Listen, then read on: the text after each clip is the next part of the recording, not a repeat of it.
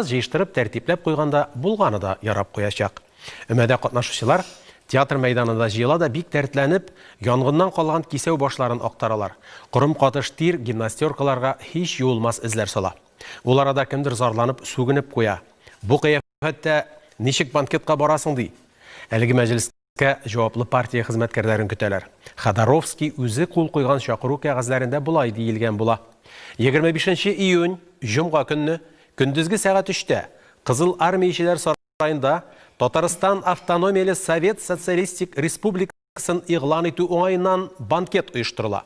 Әлеге билет белән сез дә шул банкетка чакырыласыз. Через несколько минут наш телеканал покажет сессию Государственного Совета Республики. И давайте немного узнаем историю этого органа законодательной власти. 26 сентября 1920 года в столице молодой республики прошел первый съезд Советов автономной ТАССР.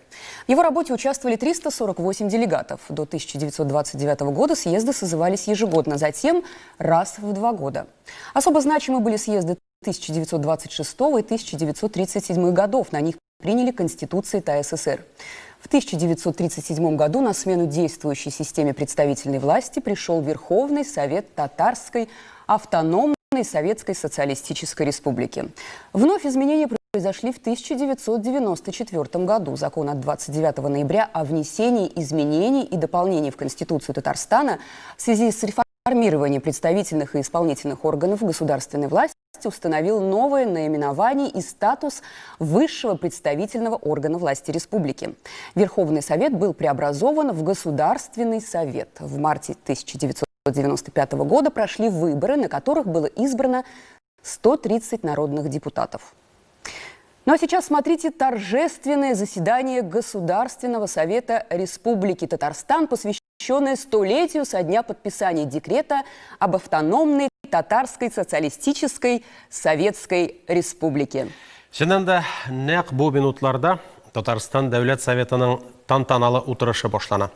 Ул автономияле Татар Совет Социалистик Республикасы турында декретка кул куелуның 100 еллыгына багышлана. Һәм біз аның турыдан-туры трансляциясын тапшырабыз.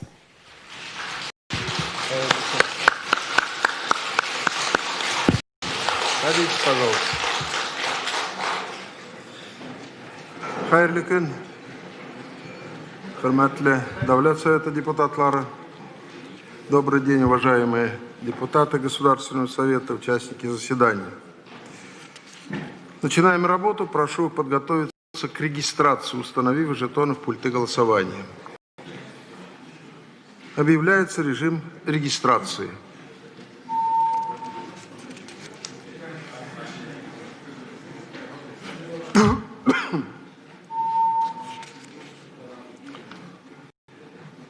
Кворум имеется. Торжественное заседание Государственного Совета Республики Татарстан, посвященное столетию со дня подписания декрета об автономной Татарской Социалистической Советской Республике, объявляю открытым.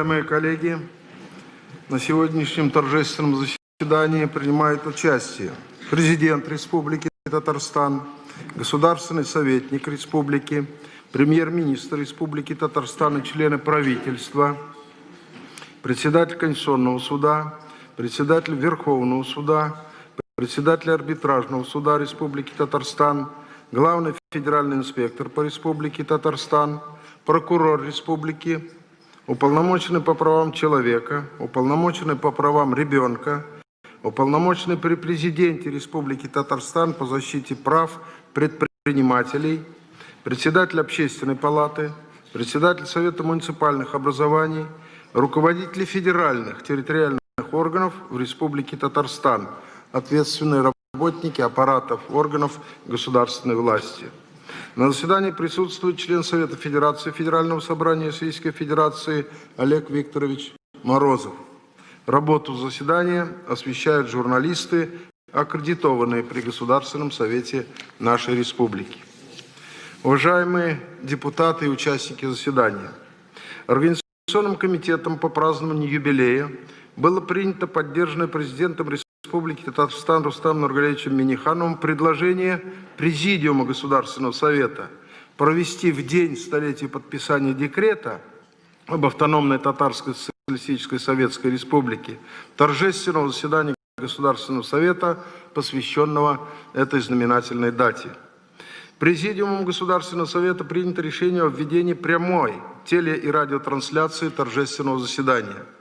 Прямая трансляция заседания ведется также и в сети интернет на сайте Государственного Совета. Знаменательной дате посвящены выпуски газет «Республика Татарстан», «Ватан-им Татарстан», в которых размещены большая статья президента Республики Рустема Нургалиевича Минниханова, посвященная столетнему юбилею Республики, и интервью первого президента Республики Татарстан, государственного советника Республики Ментимира Шариповича Шаймиева. Эти газеты, праздничный выпуск журнала «Татарстан» и другие издания есть в ваших на столах раздаточных материалах. Уважаемые участники заседания, в адрес татарстанцев поступают многочисленные поздравления в связи со столетним юбилеем Республики. Теплые поздравления поступили от председателей палат Федерального собрания Российской Федерации Валентины Ивановны Матвиенко и Вячеслава Викторовича Володина, от полномочного представителя президента Российской Федерации в Приволжском федеральном округе Игоря Анатольевича Комарова. На имя руководства Татарстана продолжают поступать поздравления от руководителей и официальных лиц зарубежных государств: президента Беларуси Александра Григорьевича Лукашенко, председателя Великого национального собрания Турецкой Республики господина Мустафы Шентопа, председателя Маджлиса парламента Республики Казахстан Нурлана Зайруллаевича Нигматуллина, от послов целого ряда иностранных государств. Их очень много. Поздравительные телеграммы направили руководители субъектов Российской Федерации и региональных законодательных органов. Уважаемые участники заседания, по решению Президиума Государственного Совета мне поручено выступить сегодня с докладом «Столетие Татарской ССР. История и современность». Позвольте это сделать.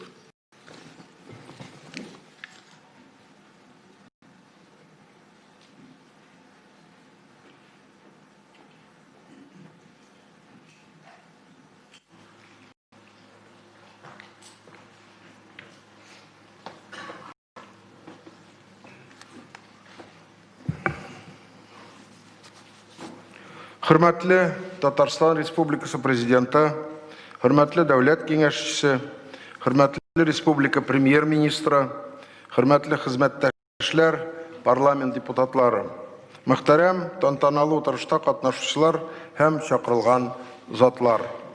Уважаемый Рустам Нургалиевич, Ментимир Шарипович, Алексей Валерьевич, уважаемые коллеги, депутаты Государственного Совета и приглашенные. Сегодня мы отмечаем столетие со дня подписания декрета в ЦИК и Совнаркома РСФСР об образовании татарской автономии, этого судьбоносного политико-правового акта, определившего вектор становления республики в 20-м столетии. От имени депутатов Государственного Совета и от себя лично искренне рад приветствовать участников торжественного заседания и всех жителей нашей республики. Выражаю признательность отечественным и зарубежным государственным деятелям, политикам, ученым, всем направившим теплые поздравления в адрес республики. Безусловно, повод для всех нас исключительный. Кроме того, это еще и рубежный этап в развитии татарского народа, имеющего собственные тысячелетние традиции и опыт государственности, часть из которых были позднее восприняты при построении российского государства. Особенно ярко новаторство и ответственные политические устремления Татарстана проявились в бурные 90-е годы на стыке времен и общественных формаций. Потенциал, накопленный ТАССР, сыграл серьезную роль в повышении самостоятельности республики, сохранении межнационального согласия, реализации политики мягкого вхождения в рынок, активном участии в переустройстве России на началах реального федерализма. Начиная с 2016 года проведена масштабная работа по подготовке к вековому юбилею Татарстана. Созданные указами президентов Российской Федерации и нашей республики организационные комитеты, актив на местах, общественные и партийные организации, предприятия приняли в ней самое деятельное участие. Актуализированы архивы и неизвестные страницы истории, обновлены мемориальные доски, увековечена память лиц, внесших значительный вклад в развитие республики. Установлены и благоустроены места захоронения известных политиков тех лет и бывших руководителей парламентов Татарстана. Опираясь на документальные свидетельства, труды российских и татарстанских ученых, сегодня отдаем дань особой признательности выдающимся деятелям науки и искусств, руководителям и всем труженикам тех исторических лет.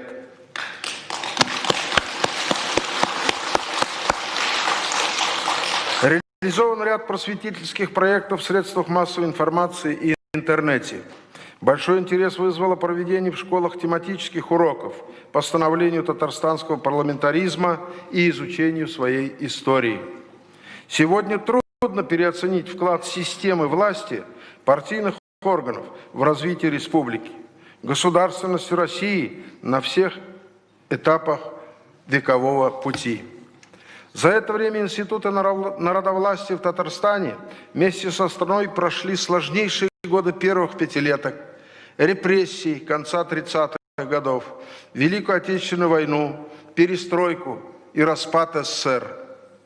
Так сложилось, что нашему народу не раз выпадало жить и трудиться на переломных рубежах глобального развития, быть свидетелями смены общественно-экономических формаций, процессов демократизации общества, перехода к многопартийной системе, участвовать в формировании новой России.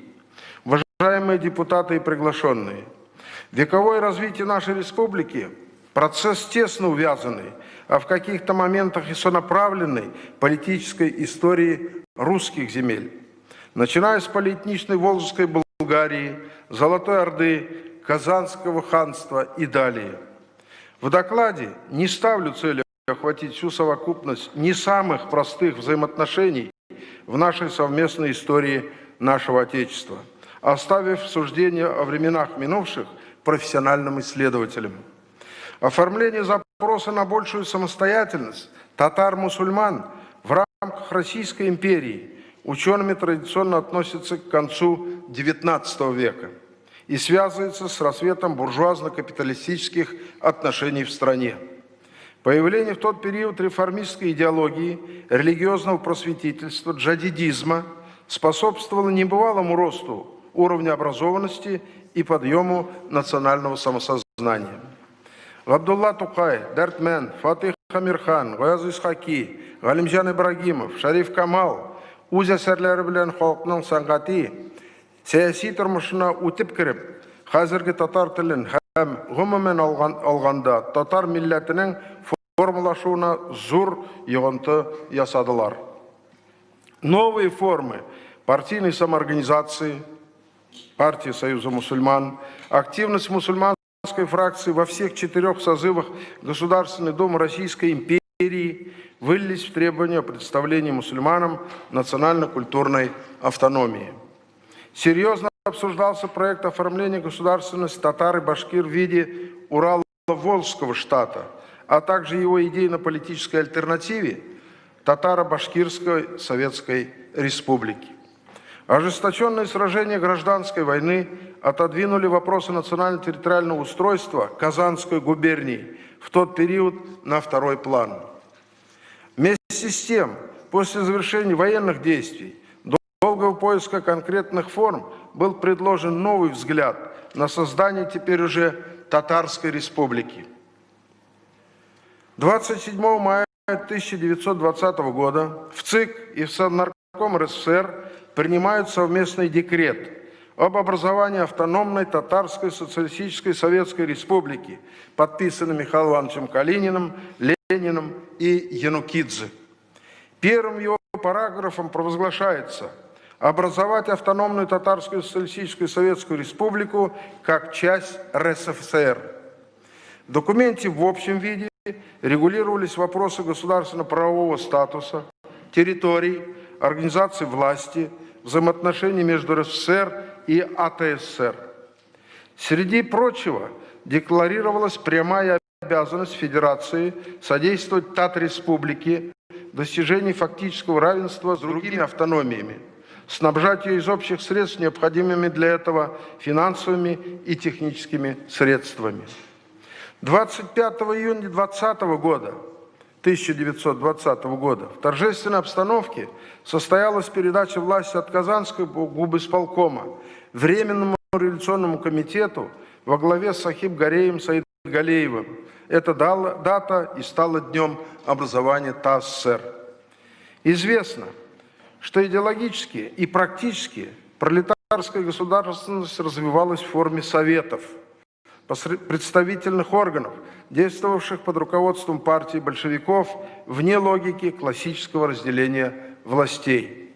Тем не менее, именно системе советов, ТАЦИКу, Совнаркому, образованном на Первом учредительном съезде в сентябре 1920 года, предстояло принять на себя всю полноту государственной власти и ответственности на территории молодой автономии.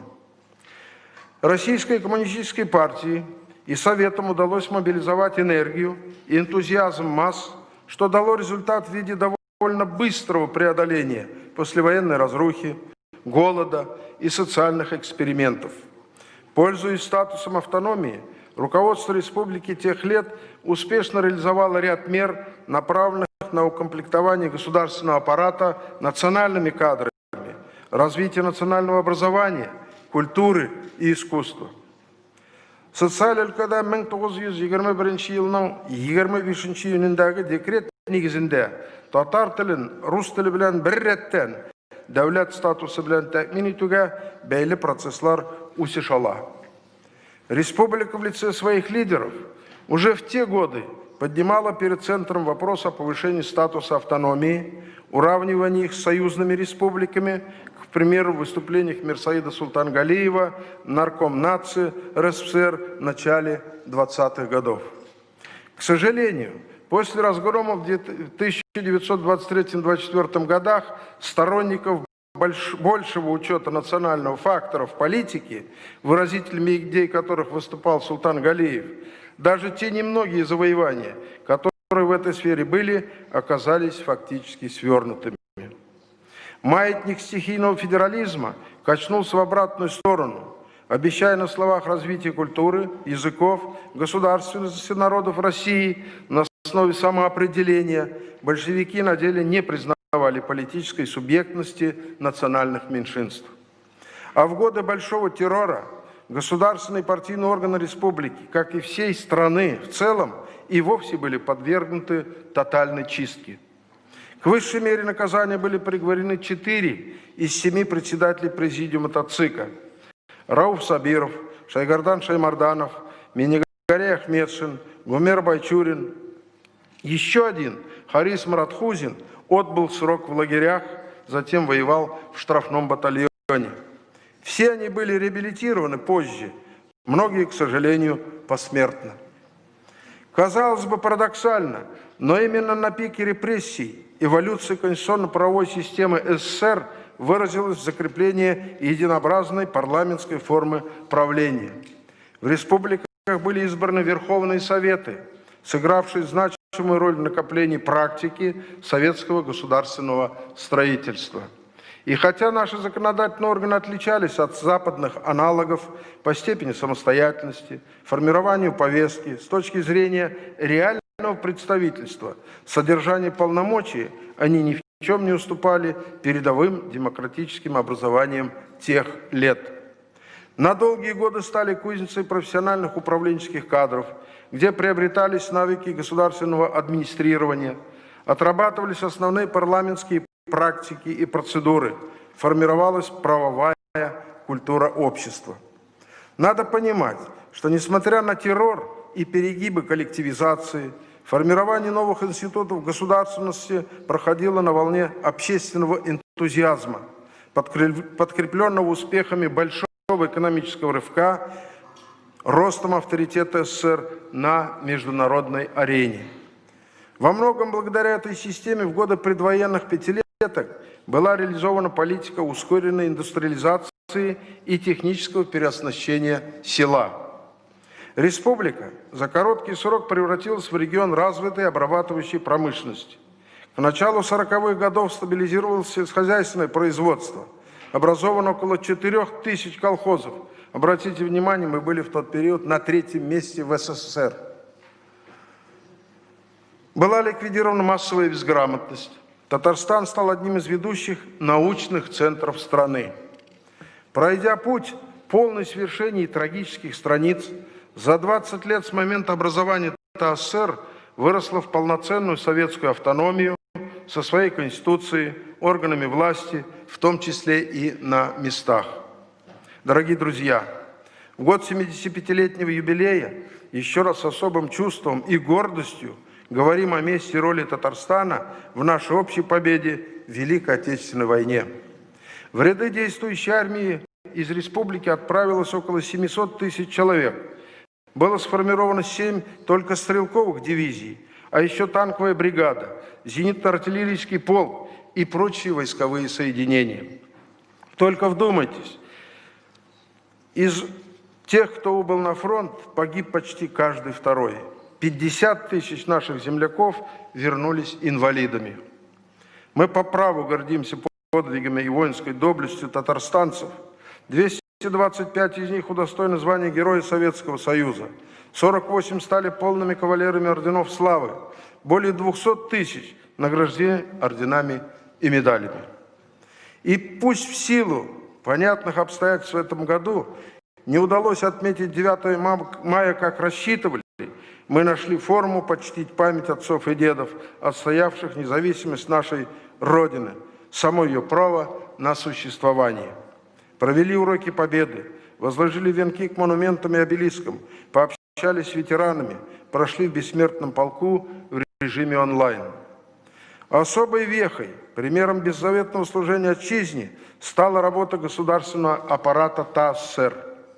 Из 143 депутата Верховного Совета 44 добровольцами ушли на фронт, 12 погибли на полях сражений. За время войны в действующей армии были призваны 12 тысяч из 27 тысяч депутатов, советов, республики всех уровней. В тяжелейшие 41-45 годы под руководством татарского обкома ВКПБ Верховный Совет и Совнарком активно включились в решение задач по переводу промышленности на военные рельсы, мобилизации, приему эвакуированных граждан, целых организаций и предприятий. Хозяйственная мощь ТАССР, накопленная ударными пятилетками, сыграла важную роль в превращении республики в одну из основных тыловых баз страны. Военная Татария приняла свыше 70 заводов и фабрик, 33 института Академии наук СССР, Наркомат финансов, Госбанк СССР и ряд других ведомств. В общей сложности свыше 266 тысяч человек. Наши госпиталя вернули на фронт более 200 тысяч воинов. Промышленность республики в кратчайшие сроки приступила к производству оружия, боеприпасов и снаряжения. Каждый 6-й боевой самолет в годы войны был выпущен в городе Казани.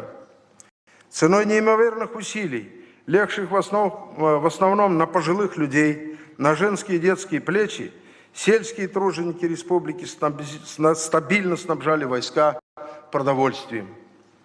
Без привлечения скажу, в ходе Великой Отечественной войны наша республика закалилась, окрепла, стала прочной системной основой государства-победителя. Вопреки попыткам пересмотра итогов Второй мировой войны, именно советский народ внес определяющий вклад в победу над фашизмом. Не случайно этот непреложный факт получил дополнительную конституционную защиту в поправке к основному закону страны в рамках реформы, инициированных президентом Российской Федерации Владимиром Владимировичем Путиным. Коллеги, несмотря на тяжелейшие условия, послевоенные десятилетия стали периодом опережающего социально-экономического развития советского Татарстана. В первую очередь это касалось промышленности. Рост к довоенному уровню в 3,5 раза, в который произошел переход к развитию тяжелых отраслей, машиностроения, нефтедобывающего сектора. Справедливо это и для сельского хозяйства, где укрепилась база машино-тракторной станции, усилилась механизация, расширилось строительство жилья и объектов социально-культурно-бытового назначения. Безусловно, ТАССР в полной мере испытала на себе негативные последствия волюнтаристских решений тех лет, перезонирования, увлечения коллективными формами хозяйствования, интернационализации культуры. О насущных проблемах этого периода открыто говорили Гази Кашаф, Гумер Баширов, Нурихан Фаттах, Амирхан Яники, Сибгат Хаким, Салих Баттал, Наки Санбет. В то же время заслугой творческой интеллигенции того периода стало учреждение в 1958 году ежегодной премии имени Габдуллы Тукая.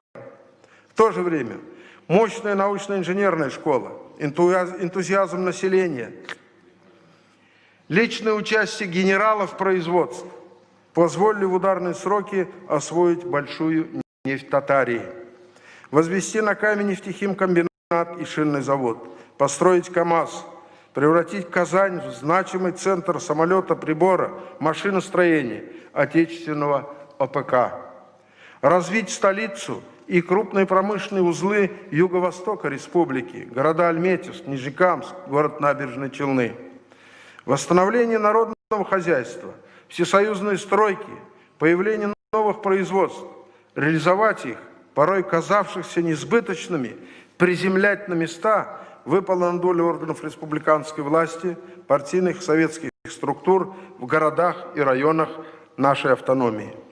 Интересным феноменом тех лет стали меры по так называемому развитию социалистической демократии, привлечение широкой общественности к управлению государством путем расширения прав советов, профсоюзов и других. Старшее поколение наверняка еще помнит то разнообразие форм коллективной самоорганизации по месту жительства, на предприятиях, домкомы, уличкомы, ТОСы, женсоветы, ДНД и прочие формирования. Большое значение для организации молодежи имела пионерия и комсомол. Они сыграли важную роль в воспитании и объединении усилий ни одного поколения молодых людей.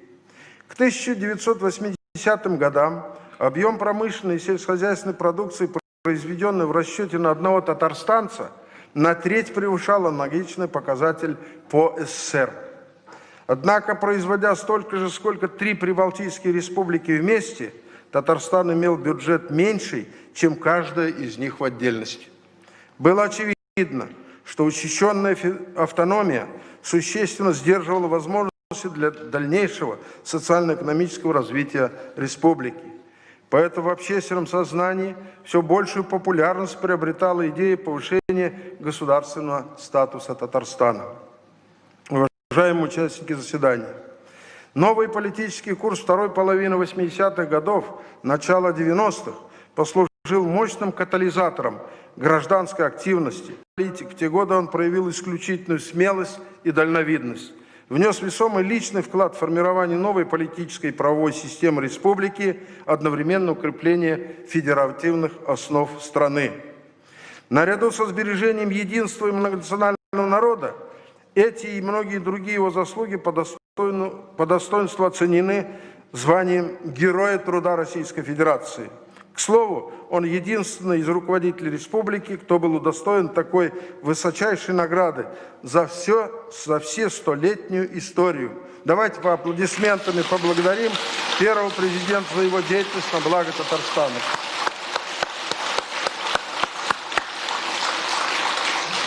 Спасибо. Коллеги, в этом году важнейшему документу, задавшему вектор политико-правового реформирования национального государственного устройства республики, Татарстан, а я говорю о декларации, исполняется 30 лет. Реализуемое неотъемлемое право татарской нации, всего народа на самоопределение, как сказано в преамбуле, республика стала первопроходцем в освоении конституционно-договорных практик, отстаивании федерализма и толерантности в стране. Был принят ряд основополагающих документов, определивших архитектуру государственного устройства современного Татарстана, в значительной мере повлиявших на формирование политической системы страны. Впервые в нашей истории была самостоятельно разработана и утверждена новая Конституция, в основу которой легли Декларация о государственном суверенитете Татарстана и итоги впервые же проведенного референдума по государственному статусу республики. В 1991 году был учрежден Институт президентства. Конституция республики, принятая на год ранее федеральной, выступила одной из базовых опор конфигурации наших взаимоотношений с федеральным центром. Дух новаторства, нашедший выражение в опережающем нормотворчестве во многих сферах, зачастую вел к расхождениям, выстраиванию экономической политики, распоряжением собственностью, доходами и прочими. Тем не менее, руководители республики всегда искали и находили политические компромиссы с федеральным центром, который, кстати, разделял заинтересованность в развитии такого региона, как Татарстан. Опирались при этом на поддержку народа при защите наших позиций в самых различных инстанциях. Универсальным инструментом согласования интересов сторон и учета национально-исторической специфики того периода стали договоры о разграничении предметов ведения и полномочий между органами государственной власти России и Татарстана. Это 1994 и 2007 годы. В соответствии с ними республика взяла на себя ответственность за осуществление важнейших федеральных программ, разгрузив при этом центр от функций, исполнение которых на местах носит более эффективный характер. Речь прежде всего о программах газификации, переработки нефти, адресной социальной защиты, ликвидации ветхого жилья. Все это повлекло за собой рост занятости, стабилизацию экономики, повышение уровня жизни населения. В дальнейшем этот опыт сыграл свою роль в более точном и выверенном распределении полномочий между федеральными и региональными уровнями власти, оказал влияние на становление местного самоуправления. Оглядываясь на новейшую историю нашей республики, с гордостью отмечаем, что избранный путь оказался принципиально верным. В начале 90-х годов были заложены прочные основы современного татарстанского общества, главными ценностями которого стали гражданский мир и межнациональное согласие. Атрибуты политической практики тех лет – согласованное и конструктивное взаимодействие всех ветвей и органов власти и сегодня составляют прочный фундамент действующей модели государственности Республики Татарстан. Наш подход, известный ныне как мягкое вхождение в рынок, позволил в значительной мере сохранить экономический потенциал в условиях переходного периода и избежать обвального падения уровня жизни населения. Формирование многоукладного сельского хозяйства с пониманием того, что село – источник национальной идентичности, способствовало сбережению и укреплению агропромышленного комплекса. Сегодня здесь успешно работают вертикально интегрированные агрохолдинги. До половины валовой продукции производят фермерские и личные подсобные хозяйства. Значимой составляющей модели Татарстана выступает государственная национальная политика, направленная на утверждение атмосферы взаимного уважения между представителями 173 этносов, проживающих в нашей республике.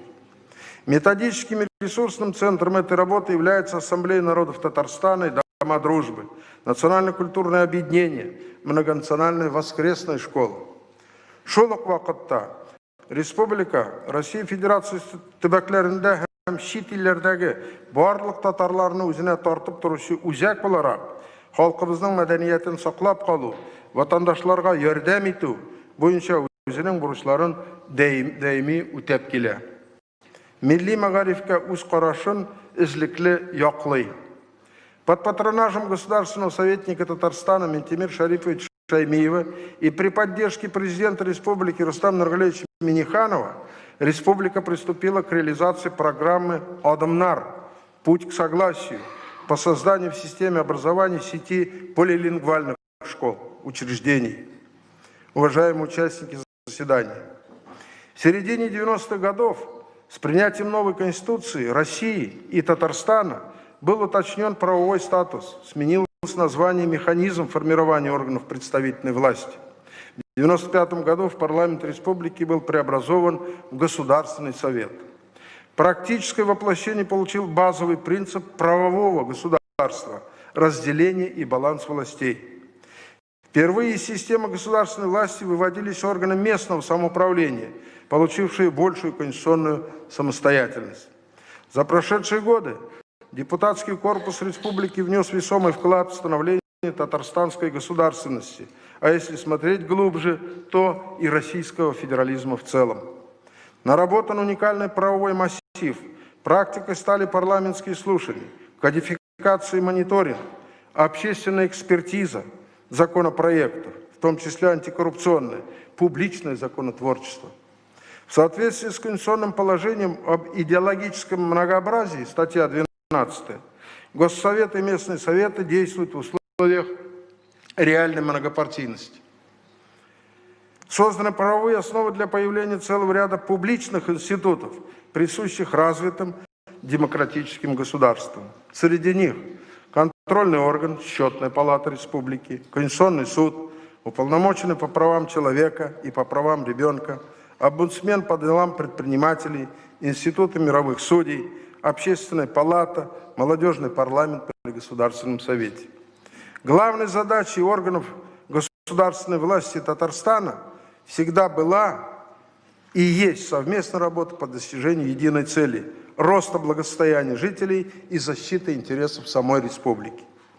Залог наших успехов в выверенном балансе и взаимодействии всех ветвей и уровней власти на основе формулы «авторитетный президент», «сильный парламент», «эффективное правительство». Я бы к этому добавил «ответственное местное самоуправление». Программно-целевыми ориентированиями нашей работе выступает ежегодное послание президента республики Государственному совету «Стратегия 2030».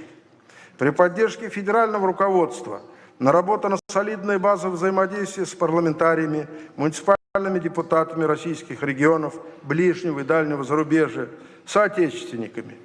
Осуществляем анализ мирового опыта парламентской работы, в том числе и на площадках Совета Европы.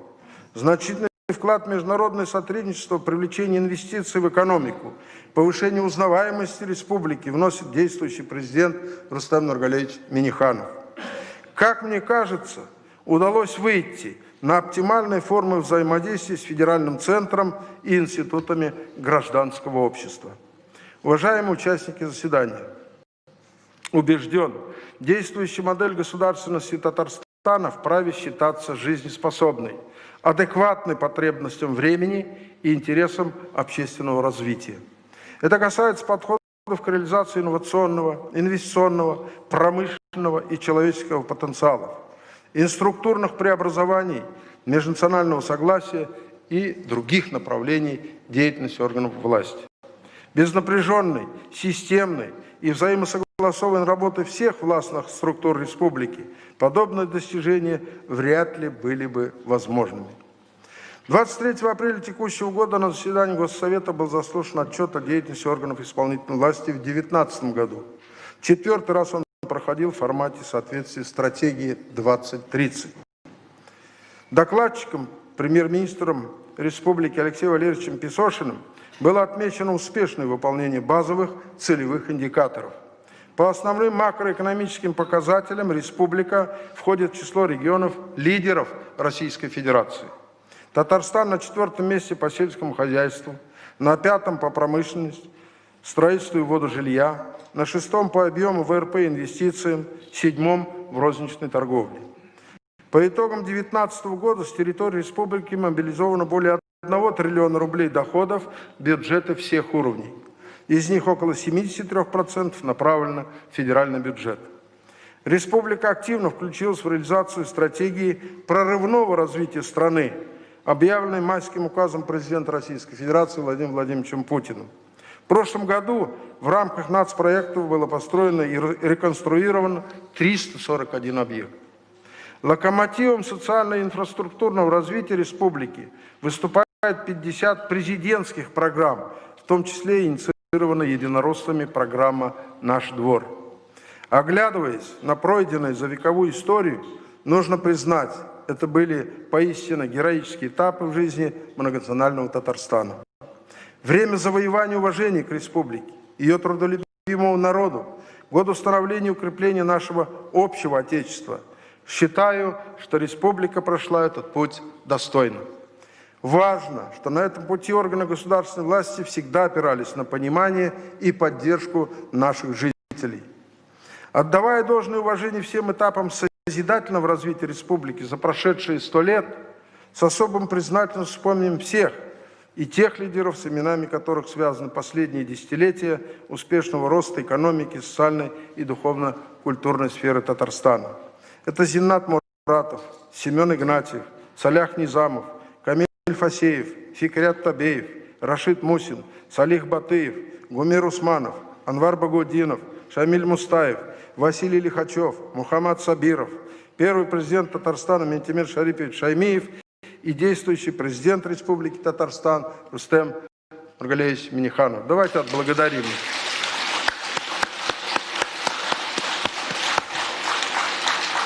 Их титаническими трудами были заложены и сегодня реализуются самые судьбоносные решения в жизни Татарстана. С искренней благодарностью отмечаем и созидательный вклад многих поколений инженерно-технических работников, рабочих и специалистов самых разных отраслей народного хозяйства, деятелей науки и культуры, достижения родной республики, ученых на всех этапах ее столетней истории. В наши дни Татарстан, располагающий мощным научно-техническим, промышленным, аграрным и человеческим потенциалом, является одним из опорных регионов, надежным системным основанием Российской Федерации. Учитывая, что треть времен нового горизонта стратегии 2030 позади, пору задуматься о следующем этапе развития и приоритетах, которые мы ставим перед собой. Стратегическая цель обозначена: глобальный, конкурентоспособный, устойчивый субъект Федерации, полюс роста макрорегиона Волга-Кама. Залогом успешной реализации этих задуманных планов выступают выборы президента Татарстана и депутатов представительных органов власти муниципальных образований в сентябре текущего года, преемственность ответственной политики Рустама Нургалиевича Минниханова, получившей высокую оценку президента страны Путина, поддерживая его населением Татарстана, партийным большинством «Единой России» и в целом депутатского корпуса. Деятельность профессионального правительства республики. Контуры политической эволюции видятся в дальнейшем укреплении парламентаризма, субсидиарности, местных сообществ, институтов цифровой демократии. Тем более это заложено в логикой, инициированной в нынешнем году конституционной реформы страны. Уважаемые коллеги, дорогие жители республики, на настоящем этапе перед нами стоят сложные задачи, которые отчасти созвучны тем, что решались предыдущими поколениями. Однако в современных условиях они требуют инновационных подходов в решении, усилий всех и каждого на своем месте.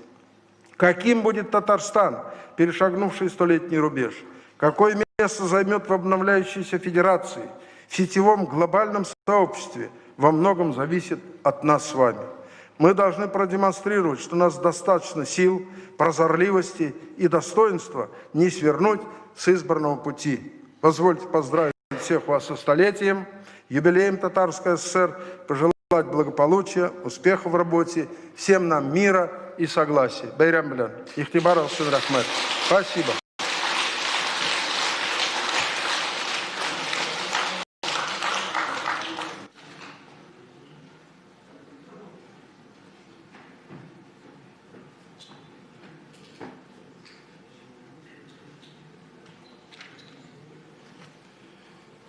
Уважаемые коллеги, на президиуме принято решение по случаю торжественного заседания попросить выступить представителей двух ведущих фракций в Государственном Совете Республики Татарстан.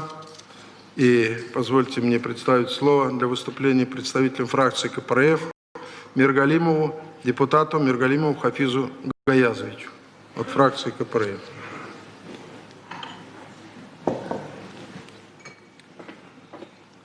Уважаемый Рустам Нургалевич, Фарид Харюлович, Митимир Шарипович, уважаемые многонациональные, многоконфессиональные народы Республики Татарстан и наши избиратели, а также участники сегодняшнего торжественного заседания, посвященного столетию со дня образования Татарской автономной Советской Социалистической Республики.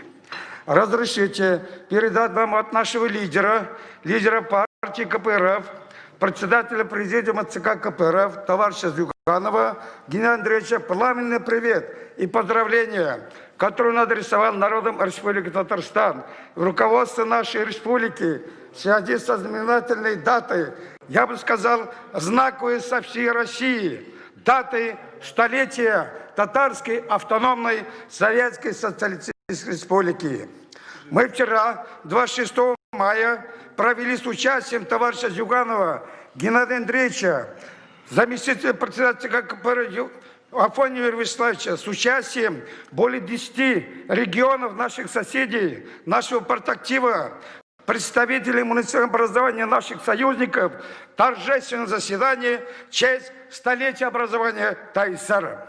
На торжественном собрании выступил с докладом председатель президиума ЦК КПРФ Зюганов Геннадий Андреевич.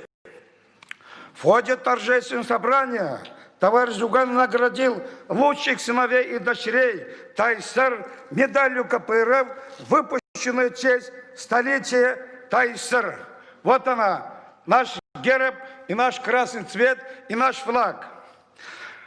Мы также будем проводить в городах, районах республики торжественные заседания и наградим лучших сыновей и дочерей советского периода, постсоветского периода и патриотов нашей России и Татарстана. КПРФ торжественно отметила юбилей Сталина, выдающего государственного деятеля, 150-летию основателя нашего советского государства, Компартии великого Ленина. Мы также отметили вместе с вами 75-летие со дня победы советского народа над фашистской Германией. КПРФ достойно наследница КПСС, партия, которую организовала, мобилизовала, руководила великой страной СССР. Она была каркасом, фундаментом величайшей страны в мире СССР. Нам, коммунистам 21 века, нечего стыдиться за наше прошлое, настоящее и будущее нашей великой страны СССР-Россия, ТАИСР-Республика Татарстан. Да, как было сказано в докладе Фарида Харюловича, были драматические, порой трагические страницы в истории советского государства, татарской АСР. Но были какие победы, торжества, достижения, великие свершения, темпы развития всех отраслей народного хозяйства, в решении социальных вопросов, которые российский капитализм, в кавычках, не решит никогда. Я обязан констатировать, что без победоносной, великой Октябрьской социалистической революции, столетия со дня, который мы отметили, не было бы татарской автономной Советской Социалистической Республики. Только Великий Октябрь освободил всю народ России, в том числе татарский народ, от гнета капитала и царизма. В 1917 году в России труд победил капитал. Образование Татарской ССР явили историю нашей страны одной из ярких страниц непосредственно практически воплощения в жизнь ленинской национальной политики. Политической, юридической основы создания национальной государственности, татарского народа и других национальностей. И, как всех народов России, стали провозглашены советским правительством равенство, суверенство всех народов России, право народов на свободное самоопределение, добровольных объединений в едином многонациональном государстве и всяких национальных, без всяких религиозных привилегий и ограничений, свободное развитие национальных меньшинств и групп, населяющих территорию России. Великий Ленин сказал, никакой не привилегии ни одному языку. Всем языкам надо создавать одинаковые материальные, духовные, идеологические, финансовые и другие возможности. Как было сказано в докладе Фарида Карулыча, действительно, решение создания ТАИСР было принято заседание Политбюро ЦК КПРФ 26 января 2020 года. Рабочую комиссию возглавил великий Сталин, который определял политику нашего государства после Ленина. Мы гордимся, что основателем нашей республики был Ильич Ленин, который поставил свою подпись под декретом создания ТАИСР и навсегда вошел в историю многонационального народа Татарстана и других. Вполне закономерно, заслуженно, что в центральной площади Казань стоит памятник великому Ленину и во всех муниципальных образованиях. 3 лидера татарских коммунистов стали организаторами молодой республики. Бурган Мансуров, член президиума Центрального бюро коммунистической организации народа Востока при ЦК РКПБ, редактор газеты «Ще». Мирсаид Султангалиев, заместитель председателя Центрального бюро коммунистической организации народа Востока. Сакиб Гарейсаид Галиев, председатель Центрального бюро коммунистической организации народа Востока. 5 июня 2020 года Ревком республики возглавил Сахиб Гарейсаид Галиев, известный татарский большевик. 26 сентября 2020 года состоялся первый съезд Советов ТАИСР, на котором был избран ТАЦИК во главе товарища Мансуровым, Совет народных комиссаров, председателем которого стал Сахиб Гарейсаид Галиев. Строить новый мир новой республики пришлось почти с нуля, но коммунистическая партия, советская власть все сделает для того, чтобы ТАИСР восстановить, ввести в строй новые промышленные объекты, заводы, в том числе оборонном комплексе. В Татарстане индустриализация, коллективизация, культурная революция проводилась на высочайшем уровне. За это время было построено и реконструировано более 100 промышленных предприятий. Обратите внимание, возникнет целая отрасль современных производств, машиностроительная, нефтехимическая, энергетическая, легкой промышленности, которые в конце 20-х годов перешли в частную собственность. Начали открываться высшие учебные заведения, появилась филармония и все остальное. Обратите внимание, ТАИСР, сжатый срок строительства, было открыто 1337 татарских школ, а при царизме Казанского губернатора всего-навсего было 35 татарских школ. Да, в годы войны, перед войной, советская власть, руководители СССР, ТАИСР приложили огромные усилия насчет развития оборонного комплекса. Это самолеты П-2. Ученые были, Академия наук переселены почти 5000 военных семей. Они сделали большое дело. Да, показали героизм, мужество, патриотизм, любовь к отчизне. Гаврилов, Джалиль, Гафятуллин, Загитов, Свердланов и другие. Более 200 действительно лучших сыновей дочерей Татарстана стали героями Советского Союза. В первых рядах Великой Отечественной войны воевали коммунисты, комсомольцы за свободу, независимость нашей великой родины СССР. Годы, которые прошли ТАИСР, они не бесследны, они всегда останутся в памяти нашего многонационального народа. Конец 40-х годов ознаменовал новый этап развития ТАССР. Нефтяные рождения, да, неуклонный рост научно-культурного торжества. Завод «Оргсинтез» в 1959 году. Каков сейчас его расцвет? Это тоже подчеркивает преемственность. Посмотрите, Камский промышленный комплекс, Нижнекамск, город, завод, КАМАЗ, между прочим, Белокаменная. Я скажу насчет первых руководителей. Все это фундаменты того республики, которая сегодня есть. Все успехи и достижения социально-экономического развития ТАССР – это заслуга трудолюбивого многонационального народа Республики Татарстан под руководством областного комитета КПРФ, Совета министров и руководства СССР. Не раз к нам приехали первые лица, и Косыгин, и министр Непорожный, и другие. Как говорил великий Сталин, кадры решают все. Именно благодаря целой плеяде коммунистов руководителей нашего автономной Советской Социалистической Республики была награждена 3 орденами СССР. Мне хотелось бы на этом торжественном заседании озвучить имена тех коммунистов, руководителей, которые внесли огромный вклад в развитие ТАССР. Некоторых я озвучу. Это Муратов Зинат Ибятович, 44-59 годах руководил.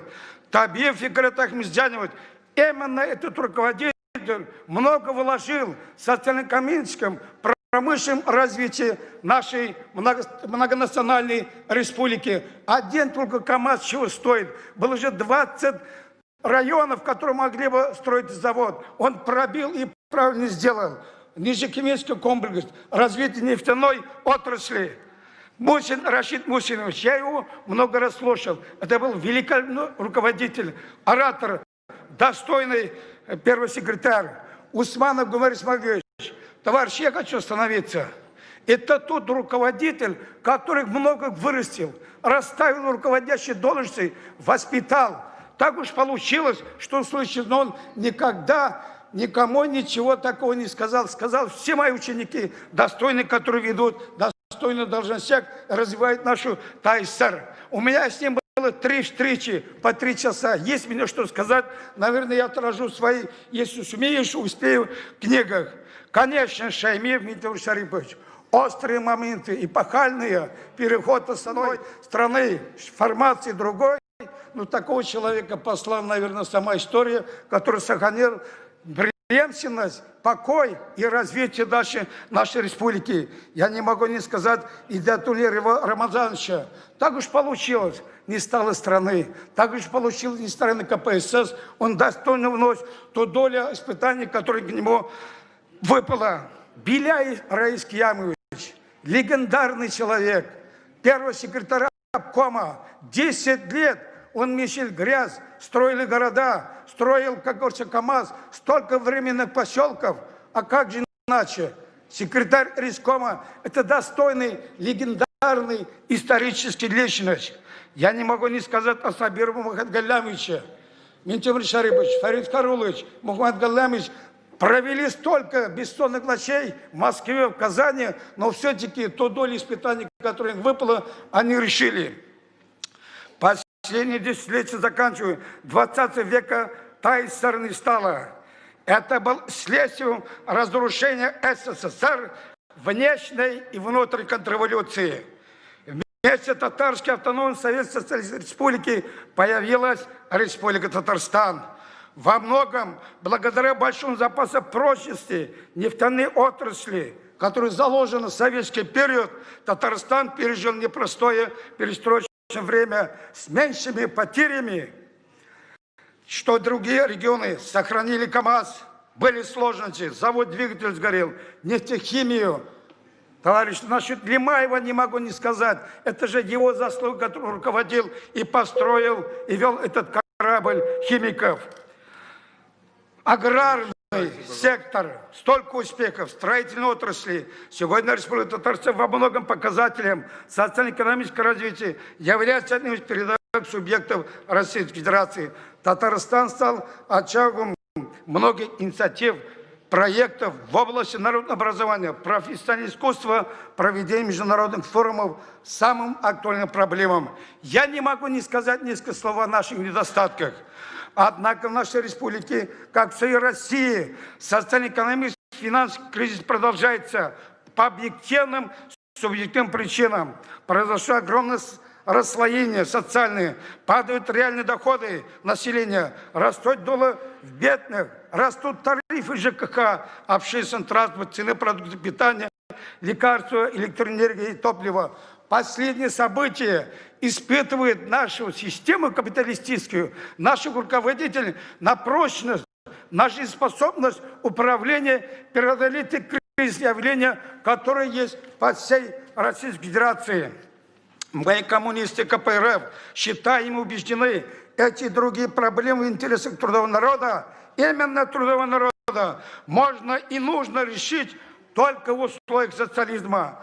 Когда будет общество социальной справедливости, подлинное народовластие, к достижению этой великой цели мы приложили и будем прилагать все усилия. Спасибо за внимание. С праздником! Бейрам белән Тайсырның 100 жыллыгы котлы булсын. Рахмат. Спасибо. Спасибо. Просьба выдерживать регламент, который у нас имеется. Слово представляется Ильшату Равкатовичу Гафурову, депутату Государственного совета, ректору Казанского федерального университета. Пожалуйста. Ильшат Равкатович.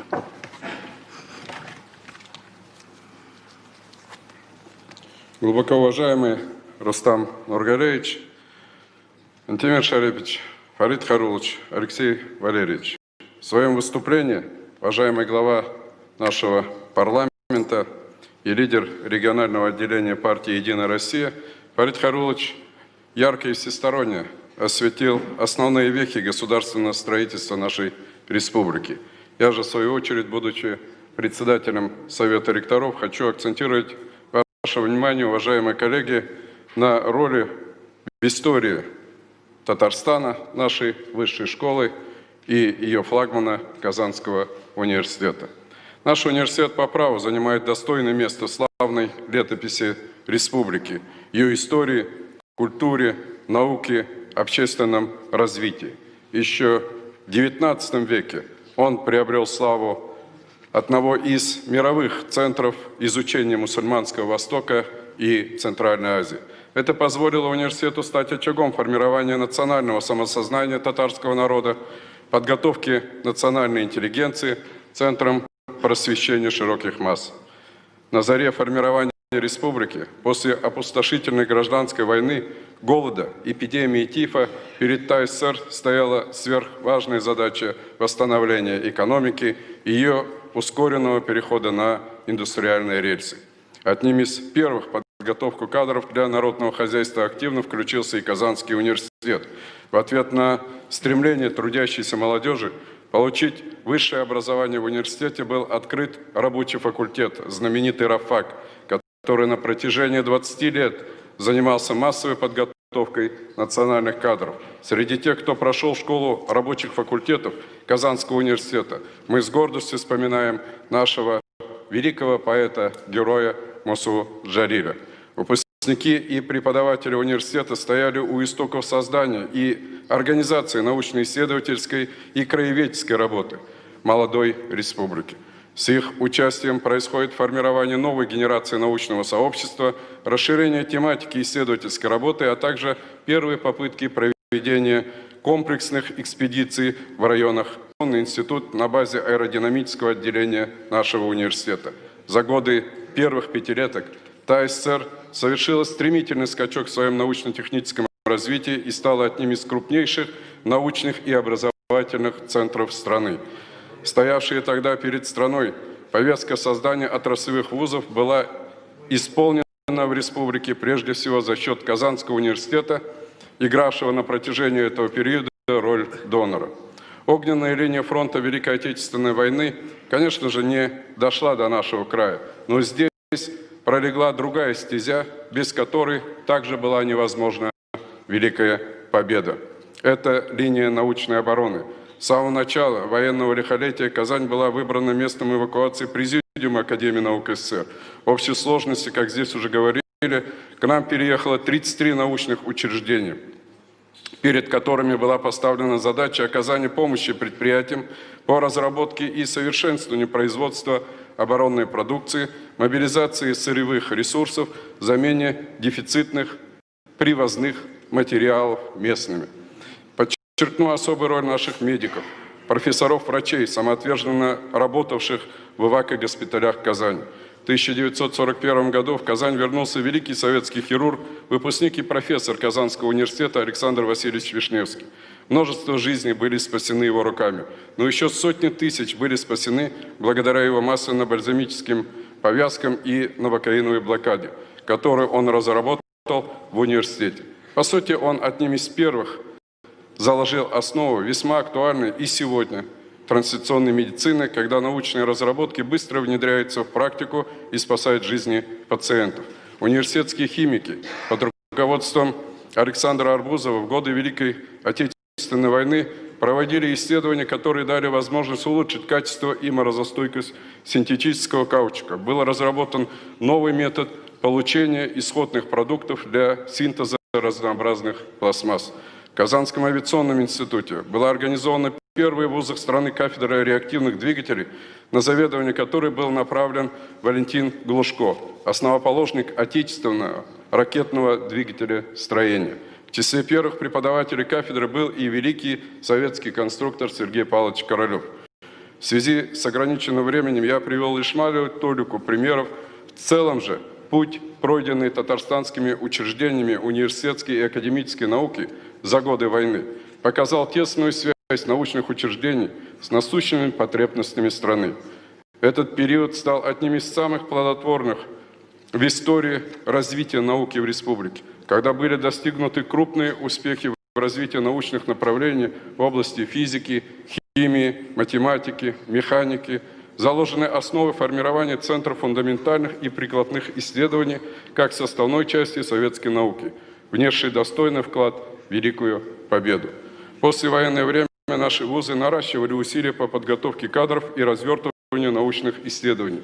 Значительно увеличилось число вузов, возрастало количество студентов, повсеместно открывались новые специальности. С конца 40-х, начала 50-х большая часть новых специальностей была связана с добычей и переработкой нефти, на что определяющим образом повлияли такие события, как открытие первой промышленной нефти в районе Шугурова, затем Девонской нефти в Бавлах и самое значительное открытие 1948 года большой Девонской нефти у села Ромашкино, гигантского месторождения, входящего в первую десятку крупнейших месторождений мира. Таким образом, гипотеза о богатых недрах Татарстана, выдвинутая геологами Казанского университета еще в середине 30-х годов, были убедительно подтверждены. Одним из ярчайших представителей геологического отделения нашего университета был, конечно же, Андрей Алексеевич Трофимов, легендарный исследователь и практик, который в 1944 году, в 32 года, получил звание Герой труда за открытие Кизенбулатского месторождения в Башкирии. Он является одним из создателей крупнейшего научно-образовательного центра нашей страны, Новосибирского академгородка, и первооткрывателем нефти в Западной и Восточной Сибири, а также гигантских залежей природного газа в газогидратной форме. Образованный в 1949 году, геологический факультет Казанского университета стал общепризнанным лидером отрасли в деле подготовки высококвалифицированных специалистов, компанию которому с середины 50-х составили новые факультеты Казанского химико-технологического института и затем Альметьевского филиала Московского нефтяного института. А первые кадры уже для нефтехимии были подготовлены на химфаке КГУ и КХТИ. За прошедшие годы Казанский университет выпустил свыше 3000 специалистов для нефтегазовой отрасли, которые работают во всех уголках России и за рубежом. Среди них выдающиеся ученые, крупные руководители нефтяной и газовой промышленности. Во второй половине 20 века в Казани создаются новые научные школы и образовательные программы в области машиностроения, информационных технологий, энергетики, строительства, медицины. Бурные 90-е преподаватели, сотрудники, студенты вузов республики республики стали активными участниками процессов национально-государственного строительства постперестроечного времени. Особая роль здесь принадлежит ведущим правоведам и историкам университета, участвовавшим в работе над всеми важнейшими основополагающими документами нового Татарстана. Это десятилетие выдалось непростым для научно-образовательной системы как в стране в целом, так и в Татарстане. Неизбежными атрибутами этого периода стали резкое сокращение работника и преподавателя. Тем не менее, именно в эти годы академическое сообщество республики начинает масштабные, фундаментальные и прикладные исследования образованных в 1991 году Академии наук Татарстана.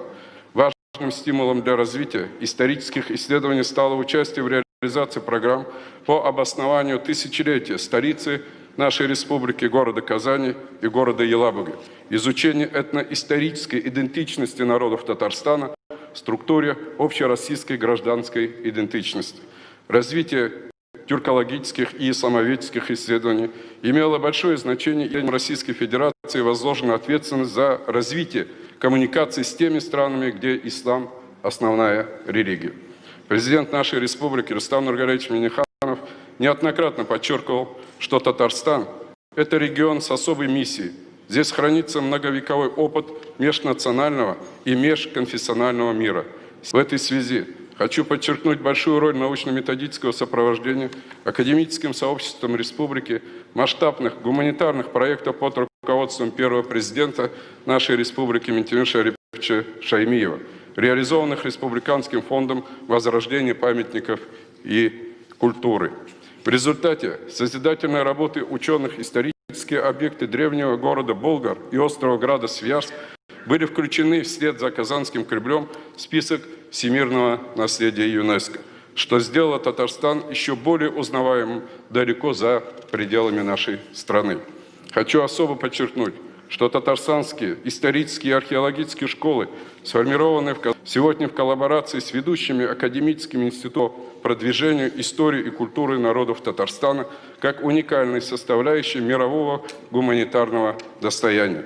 В настоящее время Татарстан обладает огромным научно-образовательным потенциалом. У нас сегодня имеется 44 вуза, большое количество научных учреждений и конструкторских бюро. Обучается порядка 150 тысяч студентов из более чем 120 стран мира. И весь этот потенциал нацелен сегодня на укрепление научно-технологического лидерства республики, на обеспечение ее долгосрочной экономической устойчивости. В заключение хочу от всего сердца поздравить всех нас с этой судьбоносной датой в истории нашей любимой республики. Спасибо за внимание. Спасибо большое, Ильшат Рафтак. Присаживайтесь, пожалуйста. Позвольте представить слово для выступления президенту Республики Татарстан Рустему Нургалиевичу Минниханову.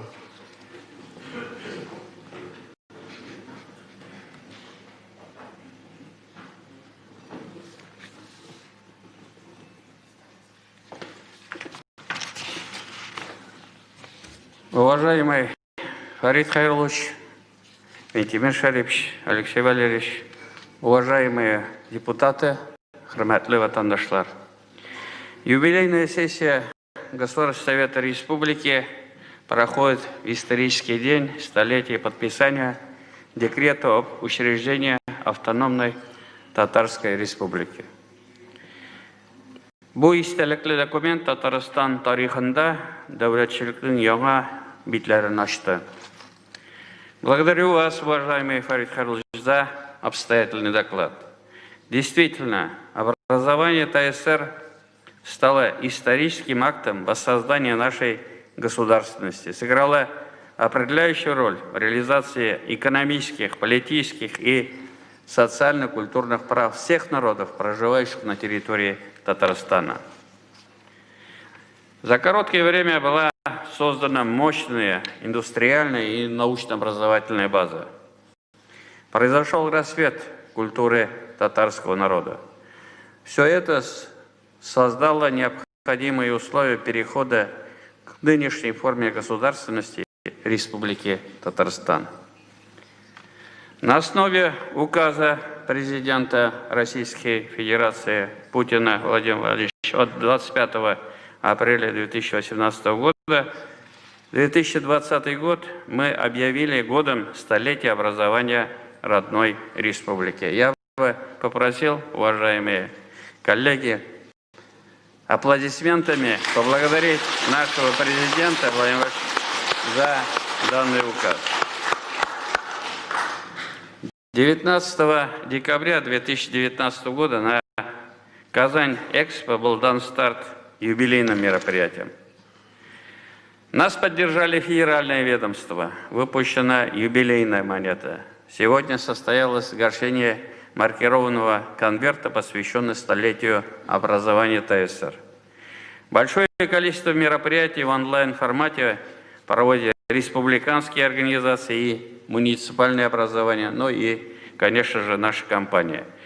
В условиях пандемии несколько скорректировали наши планы, но мы обязательно найдем возможность торжественно провести основные мероприятия, приуроченные к этой знаменательной дате. Мы благодарны всем поколениям татарстанцев, внесших весомый вклад в становление и развитие родной республики. Особые слова признательности первому президенту Республики Татарстан Ментимиру Шаймиеву, оказавшему определяющее влияние на ход новейшей истории Татарстана. Ментимир Шаймиевич, бик зор рахмат сізге. Барыбызны да шын күңелдән улы бәйрәм белән котлыйм. Яңа 100 еллык Татарстан Республикасына динамик үсеш алып килсен, халкыбызга иминлек һәм иртәгәсе көнгә ышаныч китерсен.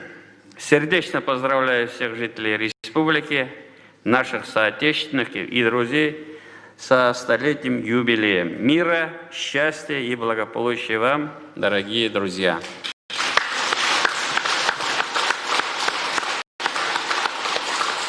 Уважаемые участники торжественного собрания, учреждена государственная награда, медаль столетия образования Татарской автономной Советской Социалистической Республики. Хочу вручить ее людям, внесших большой вклад в развитие татарского парламентаризма. Я прошу оказать мне помощь, засчитать эти указы. Татарстан Республикасы президенті указы негізінде Татарстан Республикасының дәүләтчелеген үстерүгә, аның социаль-иктисади потенциалын ныгытуга зур өлеш кертү һәм актив җәмәгать эшчәнлеге өчен Татарстан Автономияле Совет Социалистик Республикасы төзелүгә 100 ел медале белән Татарстан Республикасы Дәүләт Советы рәисе Мөхәммәтшин Фәрид Хәйрулла улы бүләкләнде.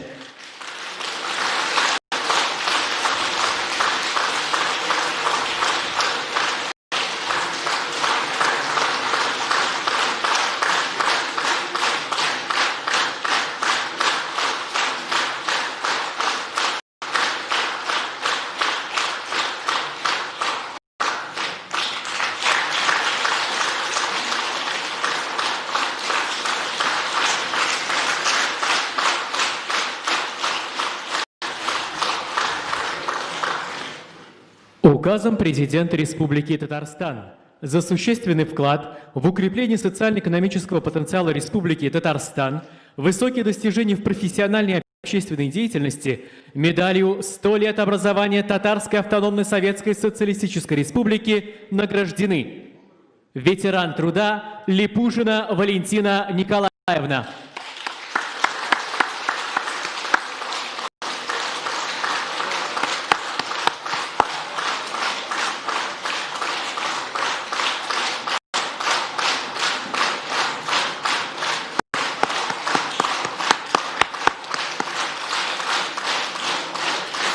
Ветеран труда Богачев Евгений Борисович.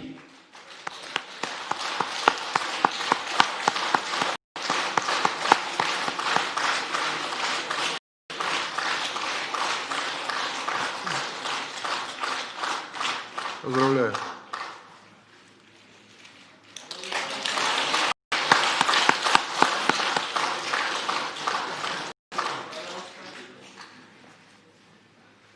Расчувствовался Евгений Борисович, хочет несколько ответных слов сказать. У меня очень мало выступал. Я 30 лет был депутатом, но здесь мало очень выступал. Я в комиссиях работал. Вот сегодня я хотел бы пару слов сказать. Во-первых, огромное спасибо за внимание, за поддержку Рустаму Нургалиевичу, Ментимиру Шариповичу, Фарид Харуловичу за все те годы, которые я здесь, которые я занимал определенные должности. Я сам с Украины. Вот, 61 год я здесь. Сейчас я уже не знаю, кто я. У меня мама украинка, отец русский.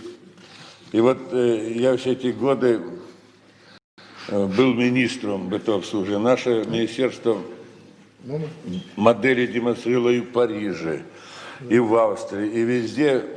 Благодаря поддержке руководства республики мы создали лучшую систему. Тогда миллионы одежды шили, трикотажа, там что такое, что у нас было. У нас все учились. Но я вам скажу, в чем секрет был успеха в те годы. Мы давали по 20-30% рост в год. Сейчас я смотрю, вот 0,5%, 1%, уже все остановилось, все пошло вверх вроде. Какой вверх? Успех был в чем? За 23 года, когда я был руководителем, замминистра и министром бытообслуживания, нас проверяло только две существенные проверки. Партконтроль ЦК КПСС, Пельша, по-моему, возглавляла, и народный контроль СССР. Никаких проверок я вот не знал существенных, вот которые сейчас там пожарники идут, берут, те идут. Мы могли работать, руки были развязаны, вы понимаете? Вперед, не было этих штатов раздутых, проверяющих. Но дальше началась перестройка, 85-й и так далее, пошло развал, болтовня и все проще. Тогда был такой анекдот, ну хорошо, перестройка и гласность, а что дальше будет? Ну, говорит, дальше что? Гласные исчезнут, согласные останутся. После этого. Вот остались согласные. Мы идем вперед.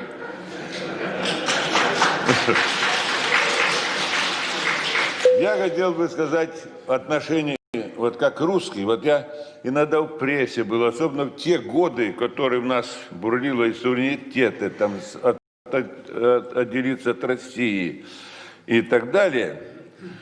Вот мне, как русскому, вот запомнился один такой факт.